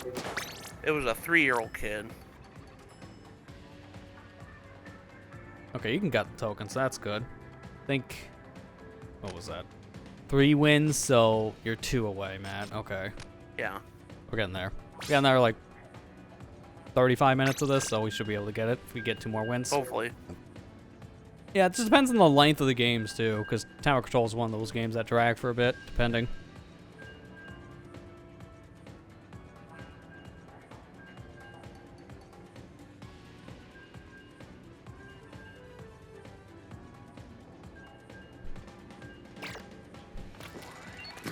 So, apparently, according to a known leaker, Splatoon 4 might be in development already? Yeah, there's a code name for it. I can't remember what it was. Yeah. It was like Starfish or something like that. Yeah, There's a bunch like of stuff that's been Cyclone. getting data mined about this game. Like, there could be a thing where there's a Splatfest theme around Big Run. We got another name of an event that could be a Splatfest. Like, there's a bunch of stuff coming out data mining wise, so it's hard to really say what's going to really happen. But them working on another game, yeah, not too surprising. It would be for the next system. But if it's something being started now, we wouldn't expect to see it for at least 2 or 3 years, maybe. Because honestly, this game needs a little more time out there before we get a Splatoon 4. At least another year, maybe 2 years, even if updates are done. I mean, don't get me wrong, like, the Switch 2, or whatever it's going to be called, getting Splatoon at launch is only going to do good because that's how Splatoon 2 came out. Yeah, but also, Splatoon 1 came out on a basically dead system to a pretty big fanfare, so it worked out that Splatoon 2 had the same kind of approach, but then on a more successful platform, so it got to the point we're at now on sales numbers. But with Splatoon 1, it was a very inferior thing compared to how Splatoon 2 launched by comparison too. Like, Splatoon 1 needed a lot more stuff changed. Just in order to do this kind of stuff, you had to make a new game. So it made sense for it to come out so fast. But we had that for 5 years until we got a third, because Splatoon 2, for the most part, had everything everyone needed for a while. The only problem we already have is balancing, which they need to make a whole new game to fix. And this game, kind of has the same thing. Like, everything about it is pretty good. It's the most packed game in terms of modes and features and such. It's really just the same thing as Splatoon 2 needed. It's just maybe certain things being changed, which you need a whole new game for, like for some balancing stuff. Like the Splatfest themes and stuff like that, and trying to balancing Splatfest and everything It's else. funny how much they've changed about it. Like, now mirror matches actually don't really I matter know. as much as they used to, because you get conch shells. Oh my god. I don't Oh know my why it God, took I'm them almost 2 years to introduce this concept, though, because we're about ready to be done with Splatfest. If the 2-year thing is anything to go by, we're almost done. So I don't know why it took this long to introduce that, but hey, well, better late than never, I guess. Yeah. It's gonna be nice going into this next Splatfest and realizing it doesn't matter what team I choose because mirror matches still matter. Yeah, I mean, I kind of low-key want to have a mirror match at least one point before the end of Splatfest, just to see how that works. Not that I'm gonna really want that over a normal match, but it's now at least gonna finally not matter to get. And that'd be nice. But see, like, stuff like that, they've changed a lot. Like, this season is amazing. They've done so much. Even though it doesn't look like it, there's a lot behind-the-scenes stuff changed. It's really for the better. Like, you know, they reworked 2 maps, but did you know about the Secret Third that they just didn't tell anyone about? No. Because Umani Ruins was changed so much, that might as well be a rework. And it actually had more stuff changed in Hammerhead, the map they took out of the rotation for a rework. Tell me how that makes sense. I didn't know that. Yeah, they actually changed so much about Umani Ruins. It's all for the better. But you get to something like Hammerhead Bridge, and there's like barely anything changed. They like extended some routes a little bit. Now you can like jump down to the middle section from like the right or left sections in the center. It's like, okay, neat. What else do you do? Why are you not talking? It's like, all right, that's how much you did. This counts as a rework. But then you get to Umani and like they extend some areas, they add some new ways to get up the middle, they added like rails here, they put up guards in certain areas, like they actually changed stuff. And that was a part of minor changes to map update. A little confusing, but it's actually really nice they did regardless. They also did that to like 13 other stages. They were a lot more minor things though, but they updated a bunch of stages. Barnacle and Dime is pretty good now from what people said, and that's a proper rework stage. Oh my God, Brinewater finally. is actually pretty good now for the same reason. That wasn't a rework, it was just a minor change. But they opened up the side pits more, like all modes, so there's more space down there to stand and actually move around. You don't have to take the ramps up to get to the center. You can just jump off some blocks. So there's a lot of stuff they changed. Like very minor stuff in some regards, but a lot of it's beneficial. They got rid of the pole, though, in Hagglefish, so... Press F. The pole is gone. Press F. But they left the pole in Wahoo, so at least there's some pole left. F is for fun who... I can't remember the song. F is for friends who do stuff together. U is for you and me. N is for anywhere and anytime at all here down here in the Greek Blue Sea.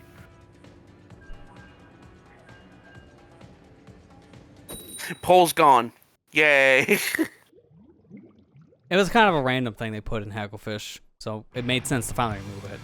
Because now in the middle, it's just a bunch of boxes that you can use for cover instead, which works much better. Instead of just a giant pole.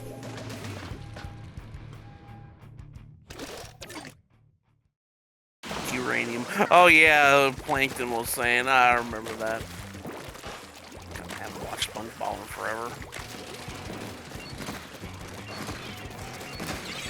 I got a video recommended to me the other day about a SpongeBob clip, but it's an edit for like people modding their Wii, so they just put the stuff over a SpongeBob scene. And it's when Plankton is on his way out of the Krusty Krab, gets stopped by Mr. Krabs on that front. It was when he did the clap thing. I can't remember like the context. It was like Shia Kazi, he claps and you hear the Wii crash sound. Oh, the Wii crash. Shia Kazam. It's like that's the rest of the video. Yeah, I remember that one.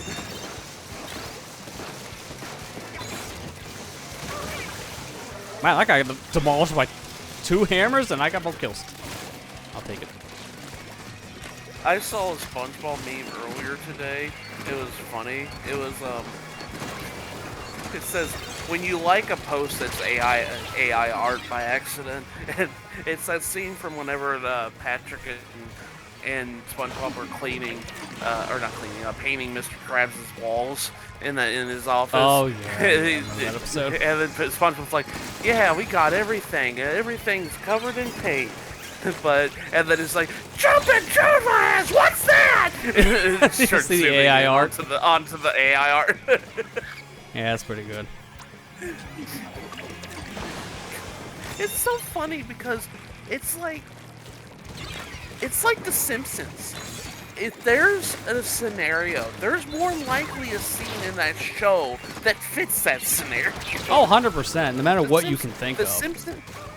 The two shows that come to mind when it comes to making perfect memes are SpongeBob and Simpsons. That's literally like the that's best. true. And I guess depending on the flavor of the week, maybe also Family Guy too. We see a lot of people use Family Guy clips for memes. Yeah, that too. Speaking of, I actually saw one that was pretty good. That someone actually made. There was like an episode, I think near the beginning of the show, where it was a quote of when Peter said like, "Oh, that's like the most reckless thing you ever done." Well, how about that one time I jumped out of an airplane? He looks out the door, contemplates it, then opens it and falls down. Someone edited that clip to make it him going in Fortnite. And it actually works really well. It's like, it's so uncanny, like perfect. Get back here. Like, if it wasn't for copyright, I would show on the stream. It's that cool. So I'll probably just link after this. But it's so uncanny. It makes you think, is that an actual thing from the show? It was like so close. Man. Jumpin' Josephine, what's that? Dude. There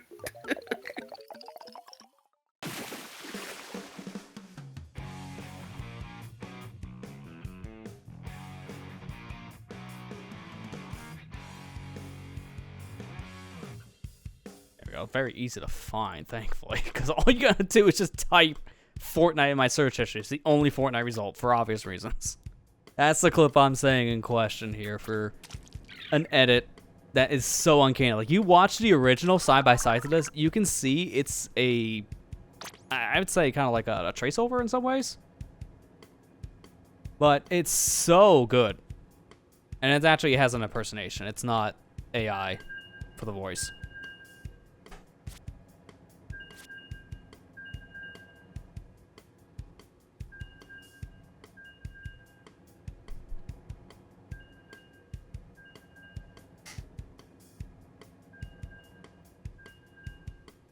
Oh my gosh, that is uncanny. They did a really good job of that meme. So I think it was like early Family Guy too, that specific reference. It was like season 1 or 2. It was like really old art style, so you know it's early. Yeah. Hey, Matt.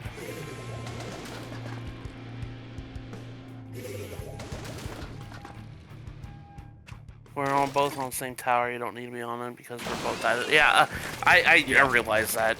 Yeah, you only need one person on the tower. Usually it's the person that has the range or has like really that time where it's like your teammates are pushing, so you'll sacrifice and be on it.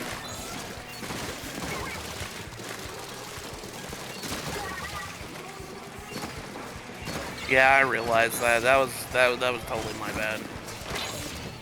Again, like I said, I've kind of got a little bit of muscle relaxer in me. I'm kind of like, I'm here, but I'm not here.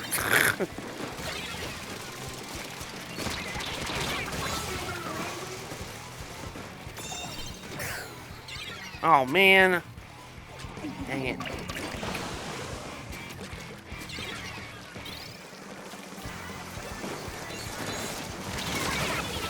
Oh, at least I got them all 5 shots.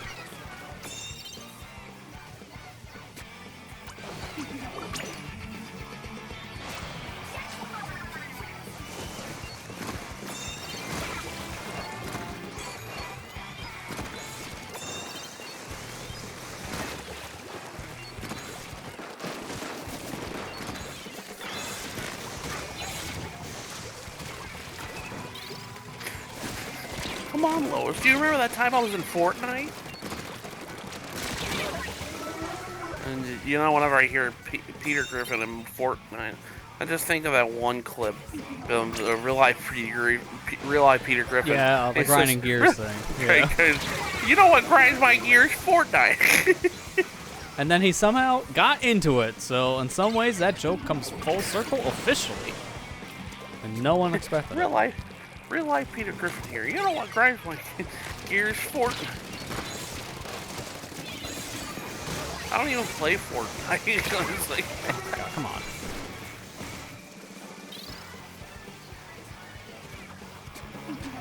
I should probably try it out one day, but It's a lot better now, from what I understand, just because there's more modes to it. Like, if you don't like the creator part, they take that out, so that's another way of playing it, which is nice.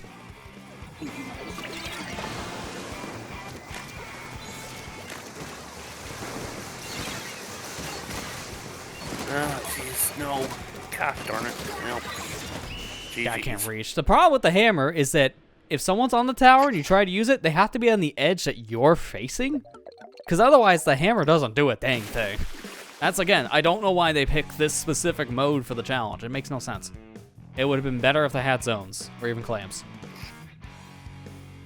I get why they don't do range for many of these. It doesn't work for a lot of these ideas, but even that might have worked a lot better than this. Tower is just a weird one for a hammer. It's the worst mode. So I guess there's a report coming out that Microsoft is this is just a grain of salt thing. Microsoft is planning the Halo Combat Evolved remaster for PS5, which is weird if that would actually be true, because I never made a exclusive like that for PS5. Like, all right. I don't know why specifically. I know that because they could just do the Master Chief Collection, which would be easier. Yeah, that's kind of what I was thinking too. But in the same sense, it's just like, I know we're heading to that. I know we're ultimately heading to consoles being no more.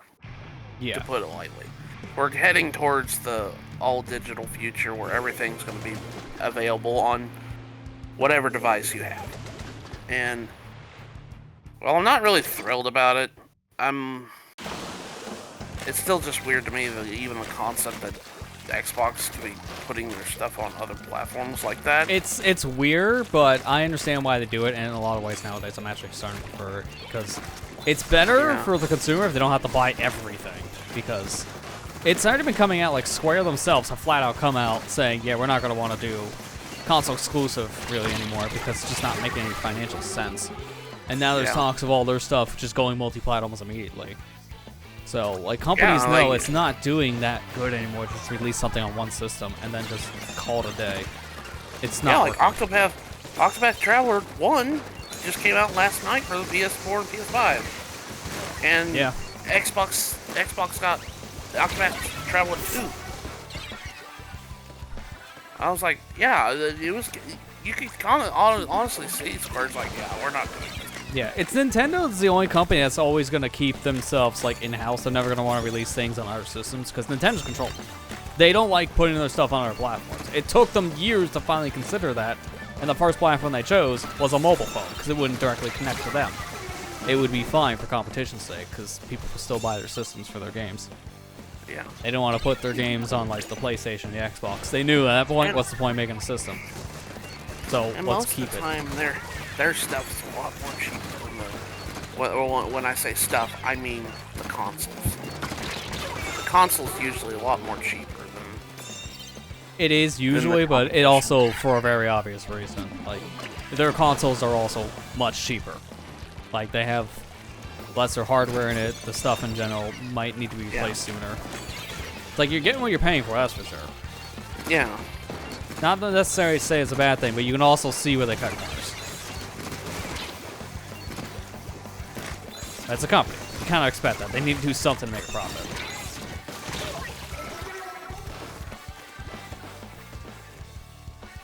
There was even talks I saw about, I forgot which director it was, where they were basically saying, yeah, they're going to try to push the envelope to make the prices of games even more expensive. I said, well, if you're going to do that, then I heard talks. Yeah, it's like people are complaining about $70 now. That's why a lot of people are not buying AAAs. They're just buying indies. Yeah, I don't want to pay any more than $60. I'm sorry. $60 is kind of my ceiling when it comes to video games anymore.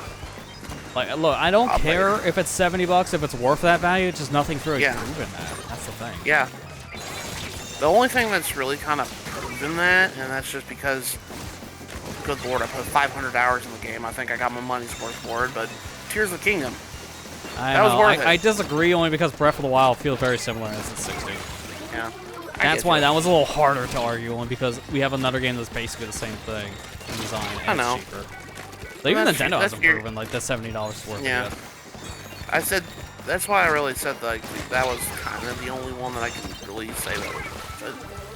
Yet, I say yet because I'm sure I'll probably find not many other games have really been that price if it's not like Sony or Microsoft exclusives.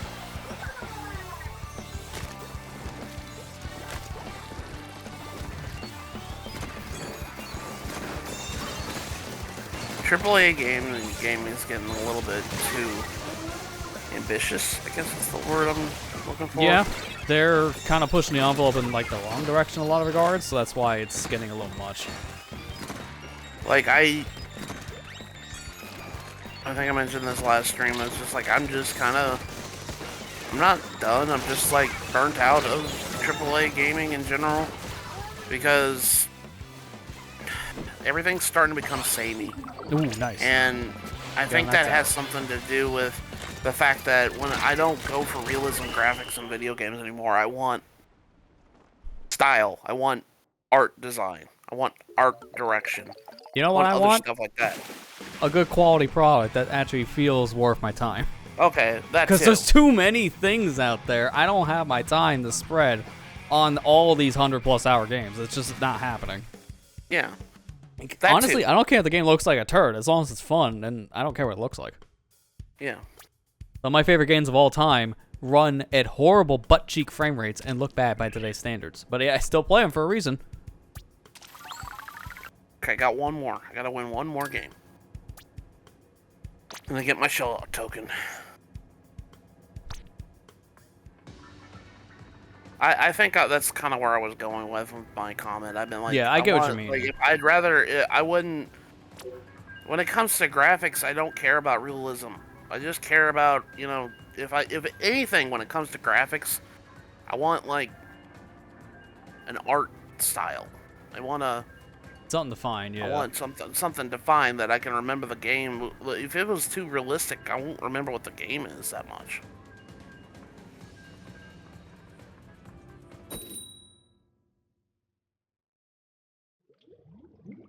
Kind of why I like stuff like, okay, I'll give an example of like a realism game that I like, but that's because the art direction and the design of certain things intrigued me.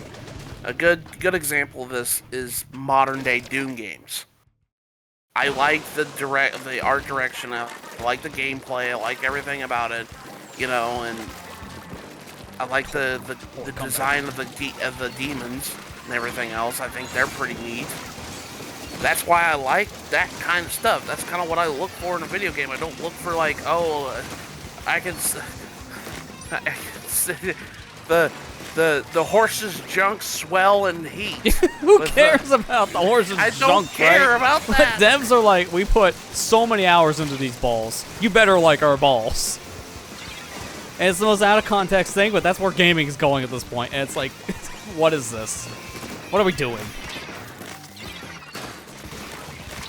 I've said this before, but currently modern AAA games look super great. Yeah, that's kind of how I feel too. A lot of games nowadays, in terms of graphics, yeah, they're looking very much the same. And also the problem is they're pushing it a little too far to a point now where you need like $1,000+ pieces of hardware just for the game to boot. Like, it's getting to be too much. They're relying too much on the upscaling tech, so it's getting to a point where games are just running like crap because they're expecting to upscale it.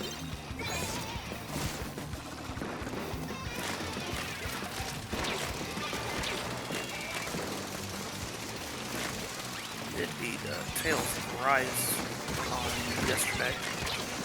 Really like that game.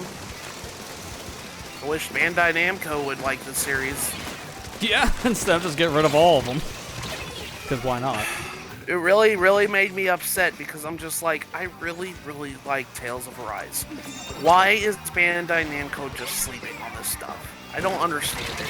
It's just their idea of what they want to release right now. It just doesn't make any sense. Like, I get it. Dragon Ball sells copies. I get it. But come on, man. Yeah, if it's not Tales an anime is so fighter fun. or specifically like another thing they can microtransaction to death, they just don't pay attention to this franchise anymore. It's really bad. You have so many of these games. They're stuck on older consoles you could just easily make money off of. Like, you could just bring the Zillia duology to modern consoles. You bring Graces, you already did with Vesperia and Symphonia, why don't you bring the other ones?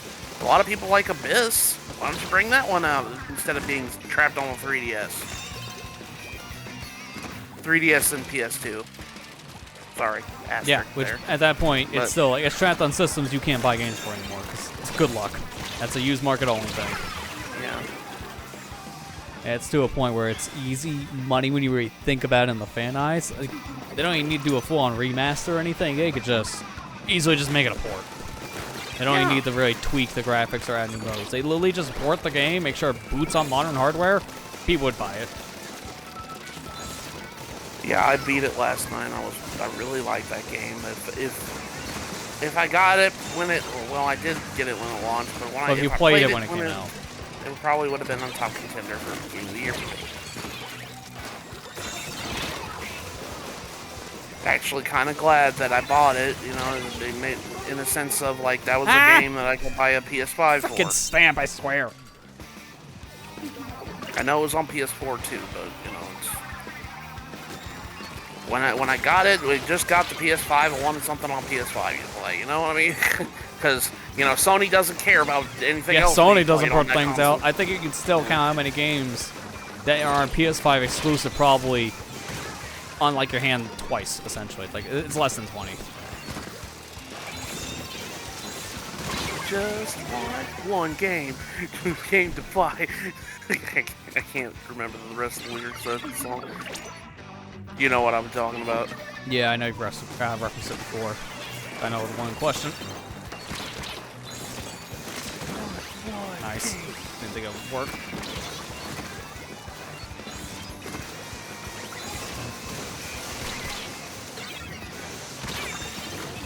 Dude, I swear, this hammer doesn't work for me.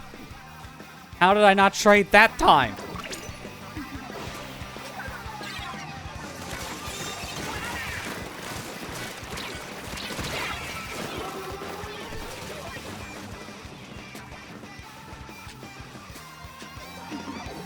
Then I just don't like how the industry's going right now with the fact that companies are just laying off all these workers.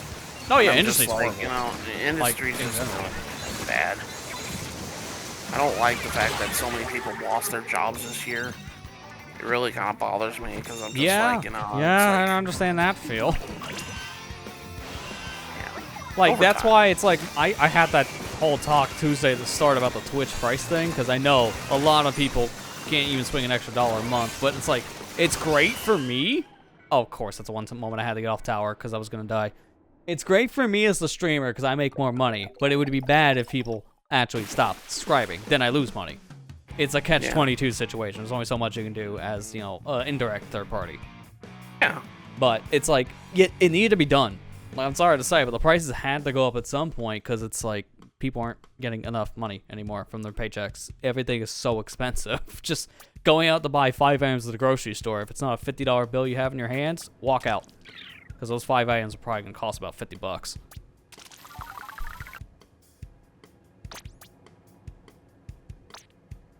It's like every time we go like, we've grocery been looking shopping, around for like phone plan things, and I got to get off this one I'm currently on. It's just, it's way too expensive, and they keep on changing the bill every month, so it's only getting worse. So we're calling up places, and we got one offer from Mint Mobile that made me laugh because they got to buy one. Was it get one. Ryan Reynolds? No, yeah, yeah. Ryan Reynolds makes me laugh because his company's ads make no sense because in practice, it's not what it's set out to be.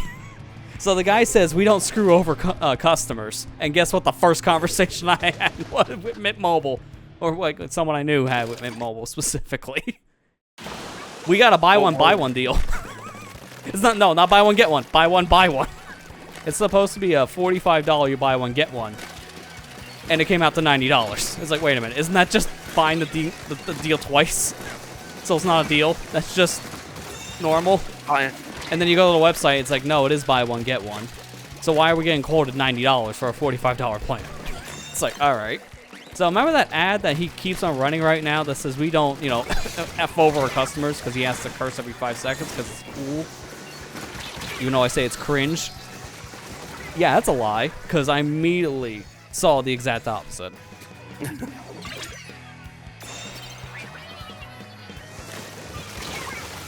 He's only using it to promote his movie If. That's the thing I hate about them in ads.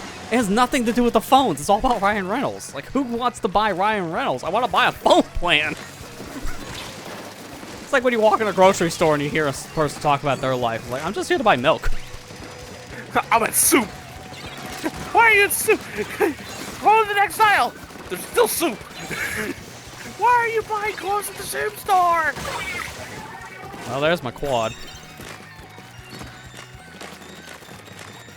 I still think that's like one of my favorite abridged like conversations of all time.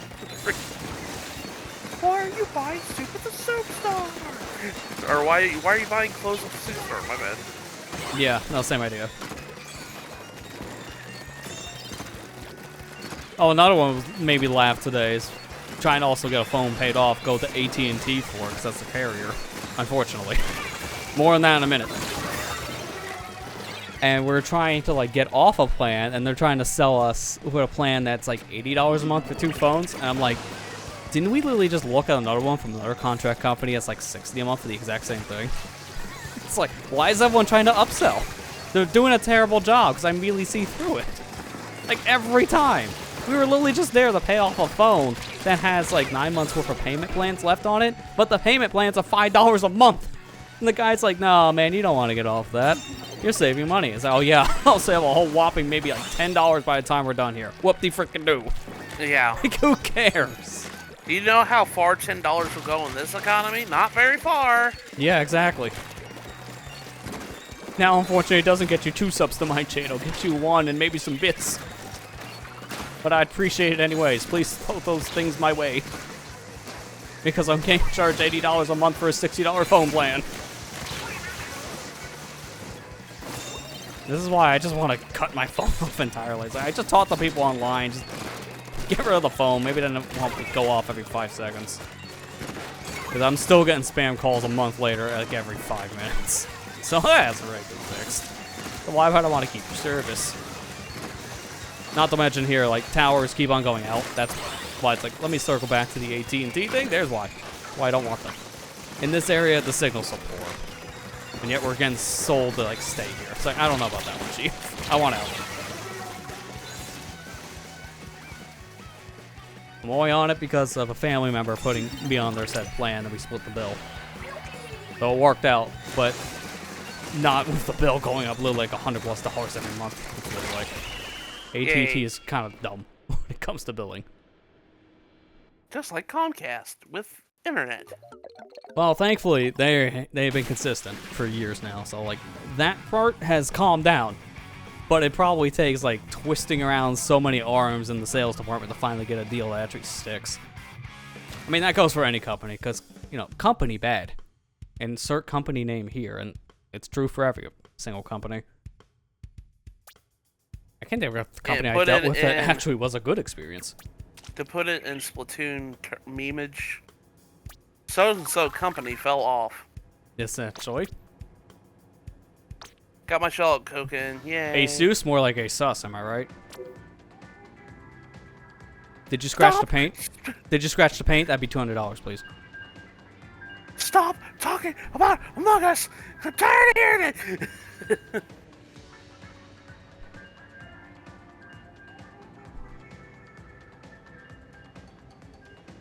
We have enough for one more game? We got like 4 minutes till, so yeah, we got enough time for one more if it squeaks it in, which it should. I got my shell out token at least tonight, so I'm good. Yeah. You guys definitely have to say where we stack up in this group, as my score being different, I'm gonna only see the solo queue score. Okay. Which again, I'm betting it's gonna be in their top 20 based on what I got last night. Not me. Probably be unranked again. It might be, yeah. Oh, that's okay. Because like the more people we have in our group, I've noticed it's harder to get on the rankings. Because it's now going with like a higher score per person.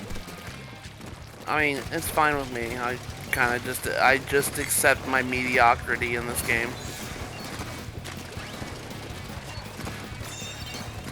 But with that said, how much for your accounts? I will buy your X-Rank badge. Which is like, how much you want? Like, no, it's not for sale, buddy. I don't have an X-Rank badge. What no, are you talking it's like, about? that's you like asking me. It's like, how much for your account, by the way? It's like, no, not for sale. Oh, okay. This Sorry, 1,000 plus hour account stays in my hands. I didn't understand the joke. I'm sorry. Yeah, that's the joke. It's like you turn around and ask for someone else's thing. It's like, are you selling that? I always feel bad when I don't quite get the joke whenever you say it. Whenever either you or Amber say a joke and I don't quite get it, and then I'm like, oh, I feel bad now that I gotta ruin the joke.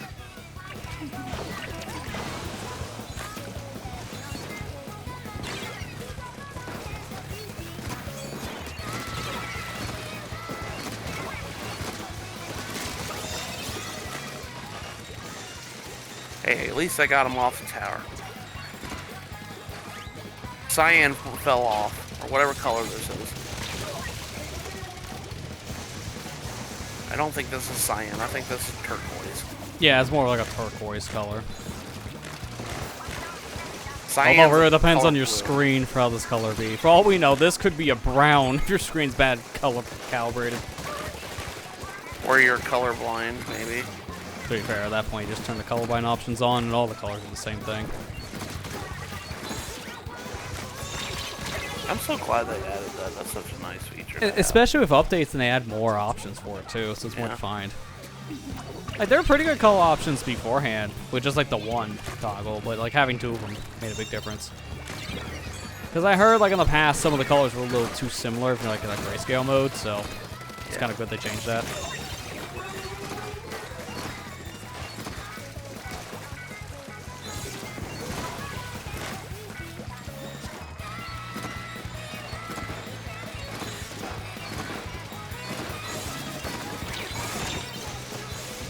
This is like my only like multiplayer game I really play anymore. I don't really play any other ones besides like Smash and Mario Kart, obviously. Yeah, Mario even then I haven't Party. played those in like a while. Like it's like But very sparingly, especially Smash nowadays. not to say that I don't like Smash Brothers anymore. I still love Smash Brothers. It's just I don't know. I guess we kind of got burnt out of it when we first started playing this. Well, the thing is, like, the game hasn't gotten any new content in like 3 years, so that doesn't help on that front. You keep on coming back when they made new characters, because there was always a new reason to play. But once the content stops, like, that'll happen with those too, honestly. Any game when it, like, stops with content, you just slow down with.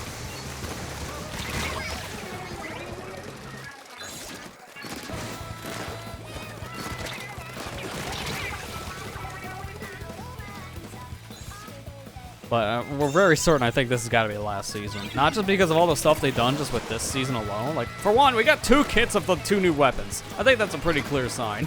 For 2, the map screen's fully filled out. For 3, level 95 catalog, you get a title that says thank you for playing. So I think there's like all the signs are on the wall at this point. There's even like a final catalog image date in mind too.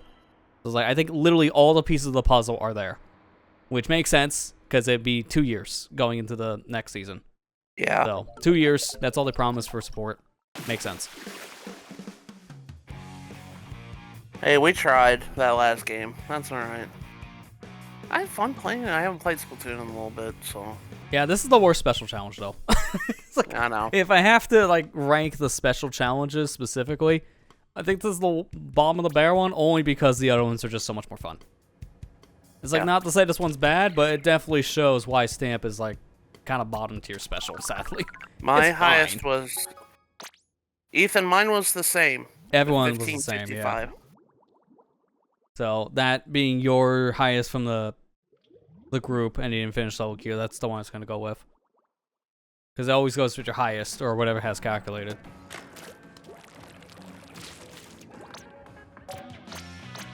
Technically new day. Get my Shellot token. Dailies. And my Shellot token, what did I get? Strong-willed contender. That's kind of oddly fitting title. First play of the game. First play of the day, sorry. Got a drink token.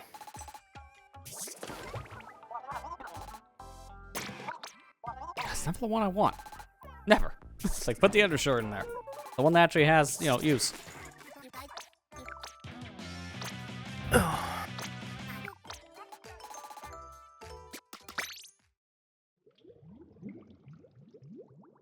Just got a drink. Hey, yo, same. Next thing I have in my poll is the title. That would have been more interesting. Yep. Kind of want to see what it is. I'm going to do a roll for it. Because I can. I'll just convert one of my shell licenses to a token. Because that, I think, is more interesting than getting just a random drink ticket. I got 2 titles on standby. It's just 3 of them I gotta do. Fine, I'll do 3 polls so we can see what the title is. Ethan, I forgot to mention. I got your message on Discord. I responded to you on that. Ow. Alright, what's this one? Hard-working architect. Well, you know what? That's like the most fitting title, because it actually makes sense. Give my ability chunk for jump. One of the best abilities. And now, what's this title? Heroic undercover umbrella use. You gotta be heroic to use that, I guess. Also fitting. I'm a heroic user because I decided to use this today. Oh, you saw, you just don't know how to respond to it. Oh, okay. I just didn't know if you saw it or not. Now let me change these kits, because like, am I gonna keep on using stamp weapons? No. No. I gotta reset these now.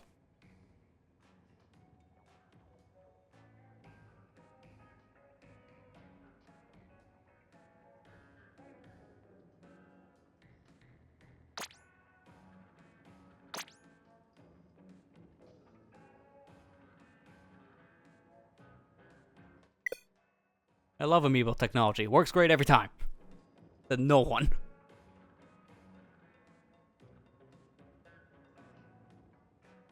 I'm not even moving it.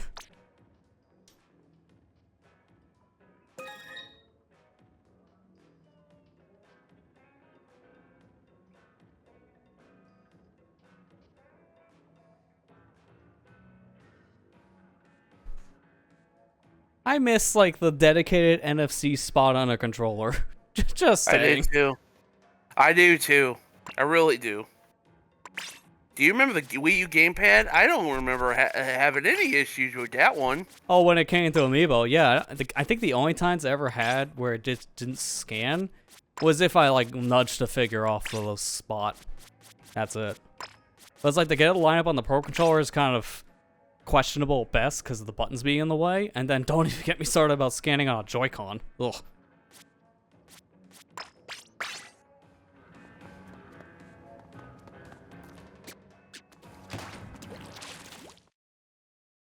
Well, let me show some of the stuff I was talking about before, because we gotta wait a couple minutes anyways for the set results. I might as well show some of that rework stuff.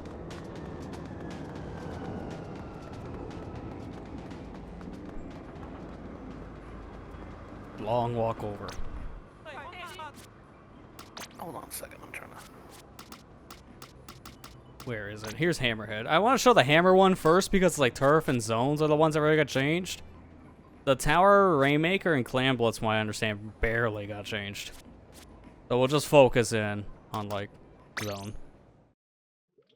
Because you'll see a lot of the changes, which is mainly one mode. Because there's so many of these, I'm not going to look at all of these for very obvious reasons.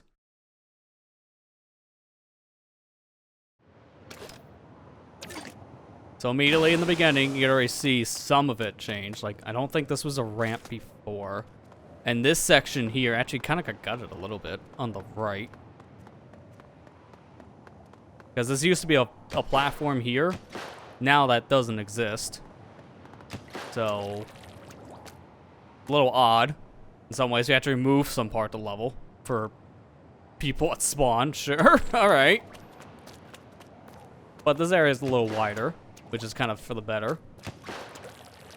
We got this block here, so you can use this as cover or like a jumping point. Again, a little bit wider here.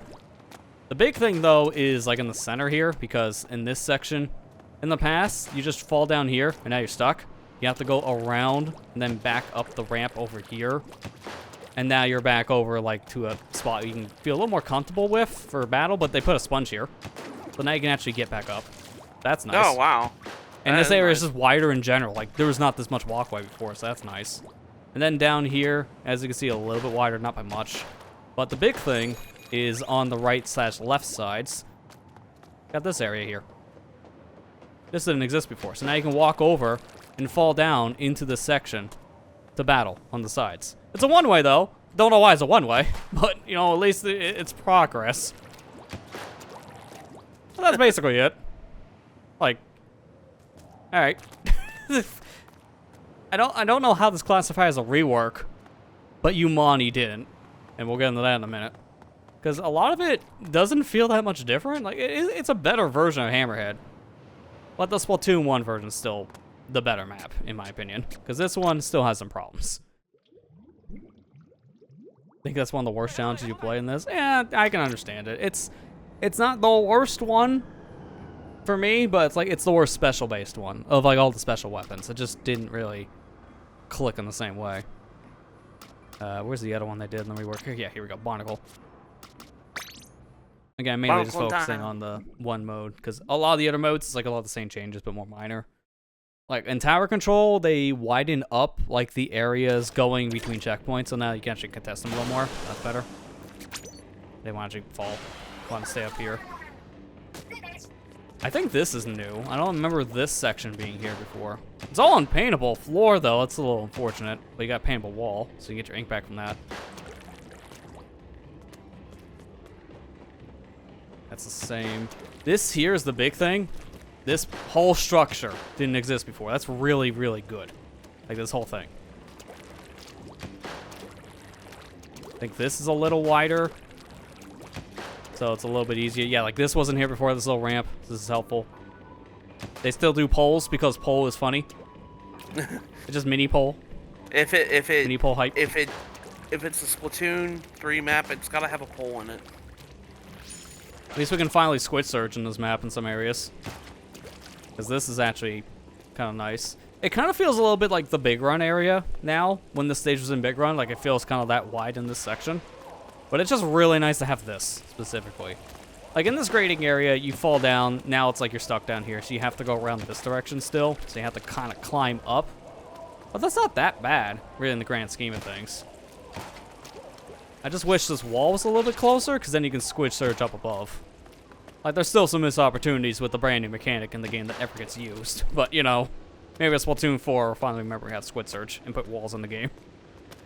Structure's a little bit different. I think the zone is... I can't tell if this is smaller. I think it might be slightly smaller. Hard to say. Maybe wider. It's hard right now because I can't remember the original size. But yeah, like, the map in general is much wider. Like, this is a much better version of the map. Like, in general, no matter what mode you're playing. You can see it, too, just on the map. It's much bigger. But yeah, now, like, you're less likely to fall in the water when there's less water to jump into. It's the big part of it. And now for the secret third rework they didn't tell you about, because I don't know why they didn't mention this one, but Umani had the most things changed for, like, the minor tweaks. Minor tweaks is more like the whole map got changed. You can already see in the beginning, spawn's much wider. Like, a lot of this wasn't this big before. I don't remember the 2 ramps here. I think there was only 1. This definitely wasn't a thing. Like this. Like, this is much wider, too. We also have a vertical grate. That's different. Like, I don't think there's vertical grates ever in this stage. I don't know why it's a vertical grate, because stuff like that can happen. It's like, I don't know why it's not a wall, but sure. But you want to know one of the coolest parts about this stage? Like, you're seeing a lot of it. Here's one. This rail goes from here all the way over to here, which adds a lot of stage. So that's pretty good. That's like a nice, like, alternative path. They got rails here, so So now if you're like a dually player, for example, you don't just dodge roll off the side. Same if you're Kraken, which is nice. But here's one of the coolest parts. I seen a clip of this the other day. I'm like, oh my god. Actual Squid Surge tech. You can do this. They remembered Squid Surge is in the game, on this map specifically. Because, like, you couldn't do that before. This is a shot I remember doing the high jump challenge mode in certain areas. And it's like, no, that's just normal here now. It's cool. This ramp is not from the original version. It was like a ramp here. Now it's like on the side and there's more wall. There's a lot more cover here. Like this section just feels a lot more like fleshed out in general. It's wider. The zones are slightly changed, I think, in this for splat zones, but just like, yeah, it's not really that different. Cover here in the middle. That wasn't here before. That's nice. I think in like Clam Blitz, this is paintable, so you can climb up the side from the wall itself. Which I don't think was the case before. Like, this is a lot of stuff for a minor rework. Like, we barely changed anything. By the way, we changed everything, kind of thing. Even like Rainmaker, the Rainmaker's like right here, specifically the checkpoint. Like, let me go in that mode real quick to show it. Yeah, it's a lot of changes for a minor change. Because they didn't make a big deal about this like the other maps. But it is a big deal.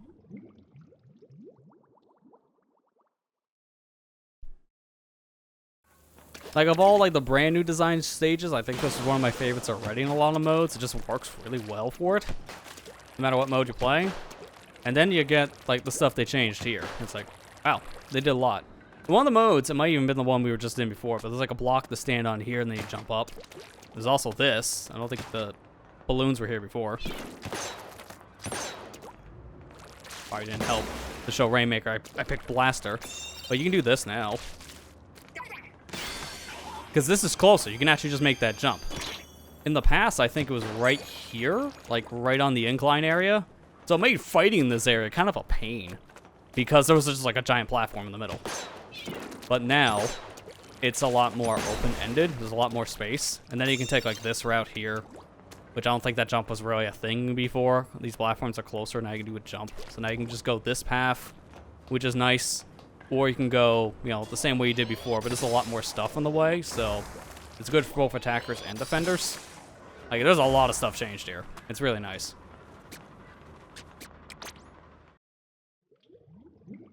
And then all the other stages don't really matter, so I'm not going to go through them. But a lot of things, like, we put, like, some extra blocks here, or some extra platforms.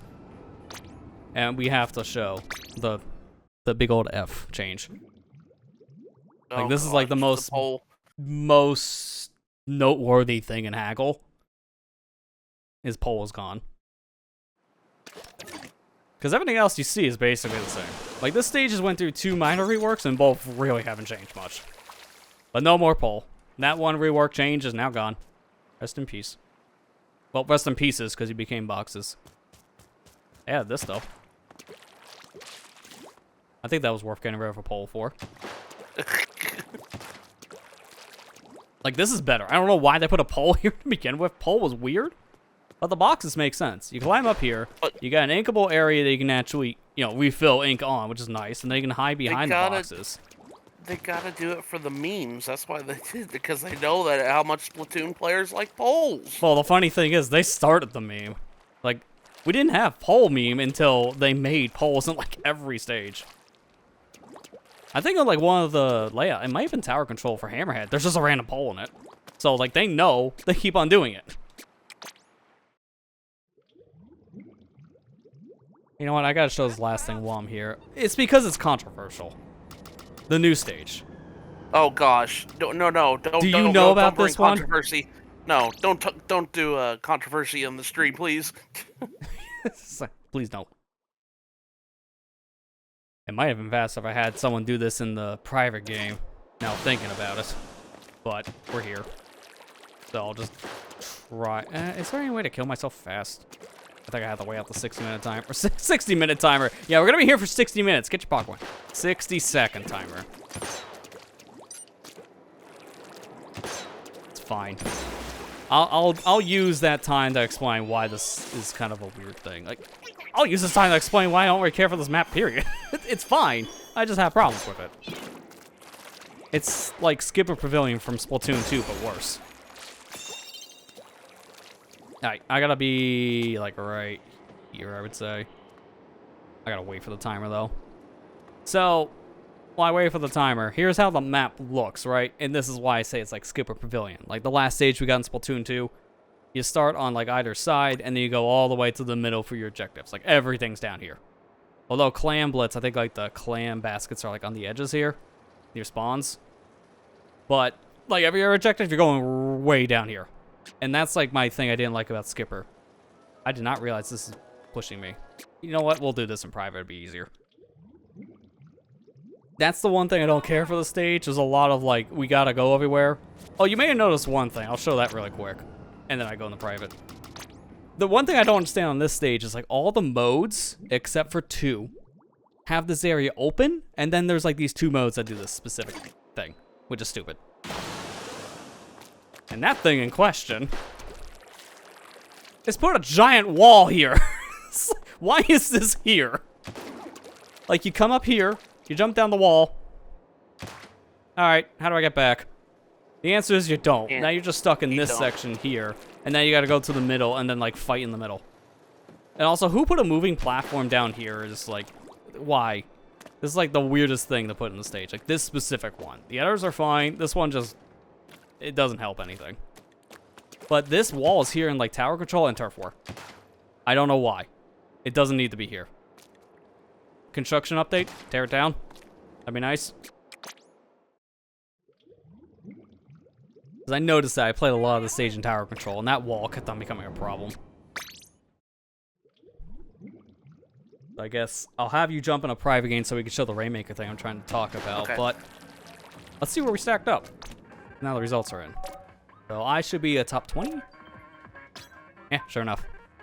I know my scores at this rate. It's like I played this mode for over a year or something.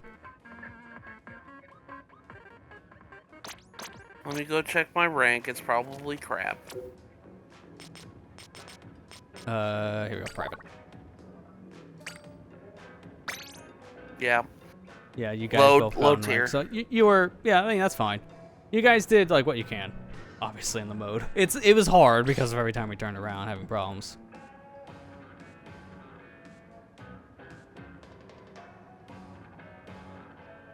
Oh, I love how I just got a random message on Discord. Like, what is this? And it's from Discord themselves because I got a message from a member of the developer community. It's like, I don't even remember that. And then I was like, oh, yeah. I needed my ID to send them an email. So, like, that 5 seconds of me being a developer. Thanks, guys. I appreciate it. Because the option's off now. Doesn't matter. I'm sorry. It made you get unranked, Ethan. There we go. Doesn't matter what you pick. Because what I'm going to have you do is I'm going to hit the first checkpoint, and then I'm going to have you kill me at a certain area. And I'll tell you where it is. Okay. Did we? I just realized. I think we just do actual Rainmaker. Yeah, we didn't do the recon. But that doesn't matter. Same mode applies. At least we get music. And it's not the new music. It's the other new music, like the one from Chill Season. I kind of prefer this. New music in this season's alright. It's not my cup of tea. It's not bad. Alright, let me get that checkpoint. Cool. Now I gotta pop it again, and I'm gonna bring it over here. Onto that ramp. And this is like a thing I don't know how they can fix, but I think they kind of need to. Okay, that's fine. It doesn't matter if you die, because I'm gonna wait for you. Doesn't matter if you die. it's fine for death. Lester, don't let my inner thoughts come to fruition, my friend. Alright, now wait a second here. I need to get on the platform before you kill me. So I gotta wait for the come back down. So right here, I get on. Alright, shoot me. Alright. So don't grab that, but notice how the Rainmaker's moving with you, right? I think you can see the problem now. Yeah. Think what's gonna happen when I grab that. It just increased your score, didn't it? Go watch when I grab it. Watch the number. Boom. That's a free 20 points. Like, if I pop that thing, on the moving platform and grab the Rainmaker. That's a free 20. They did not think of that at all. Putting the moving platforms like that on the stage actually is kind of a bitch. It's the only stage that does this too, and there's no other stage that I think of from like 1 or 2 that had this problem for Rainmaker. It's just this stage in 3.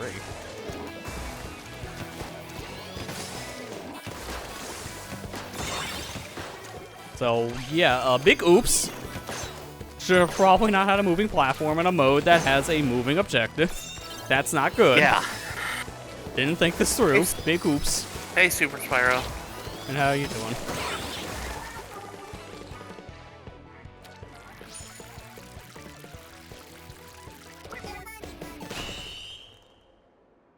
I did not realize you can get a super high dunk. I just did that for the lulz. But if you squid search on the side and you do the dunk, you're higher in the air. That makes sense. I just would never do that.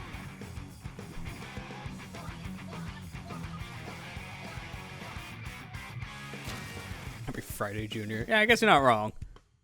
You know, a day before. So yeah, that's how the newer stages are. I don't mind that stage all that much. It's just the biggest problem I have with it is the moving platforms. The moving platforms kind of ruin it for me.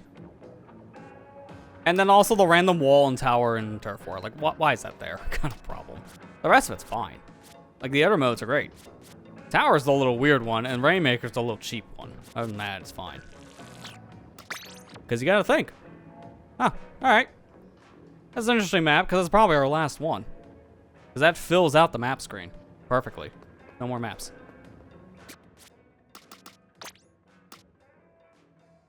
Oh, we got a new one here. Okay, I was wondering what the next challenge is. Splat Bomb Rush. What is that? 1516. Good look. 6 days after my birthday.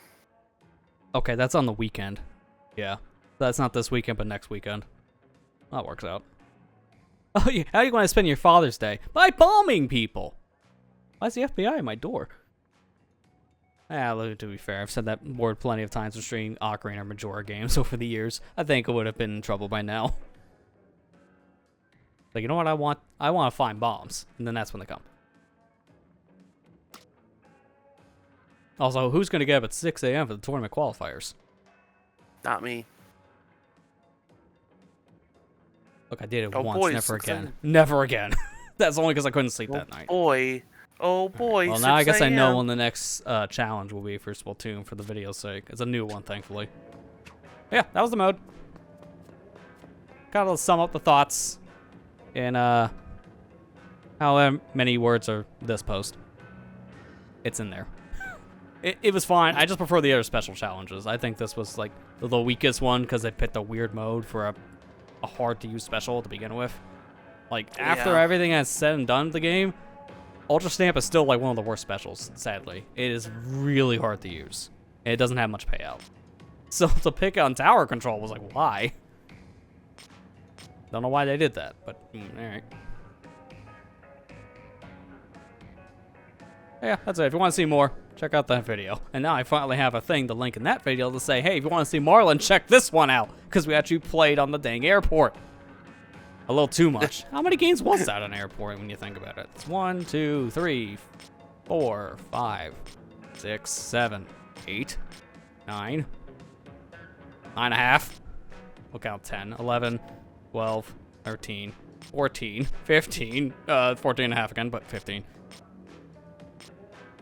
Yeah. Yeah. It was a lot. It was like 15 games. Because I know I'm looking at the Splatlink stuff, that's when I was playing last night. And when I get the well stream, that's today. Yeah, so it was like 15 games. That's a lot of the airport compared to a lot of mana for me. Why couldn't I just play these 50-50? I don't know.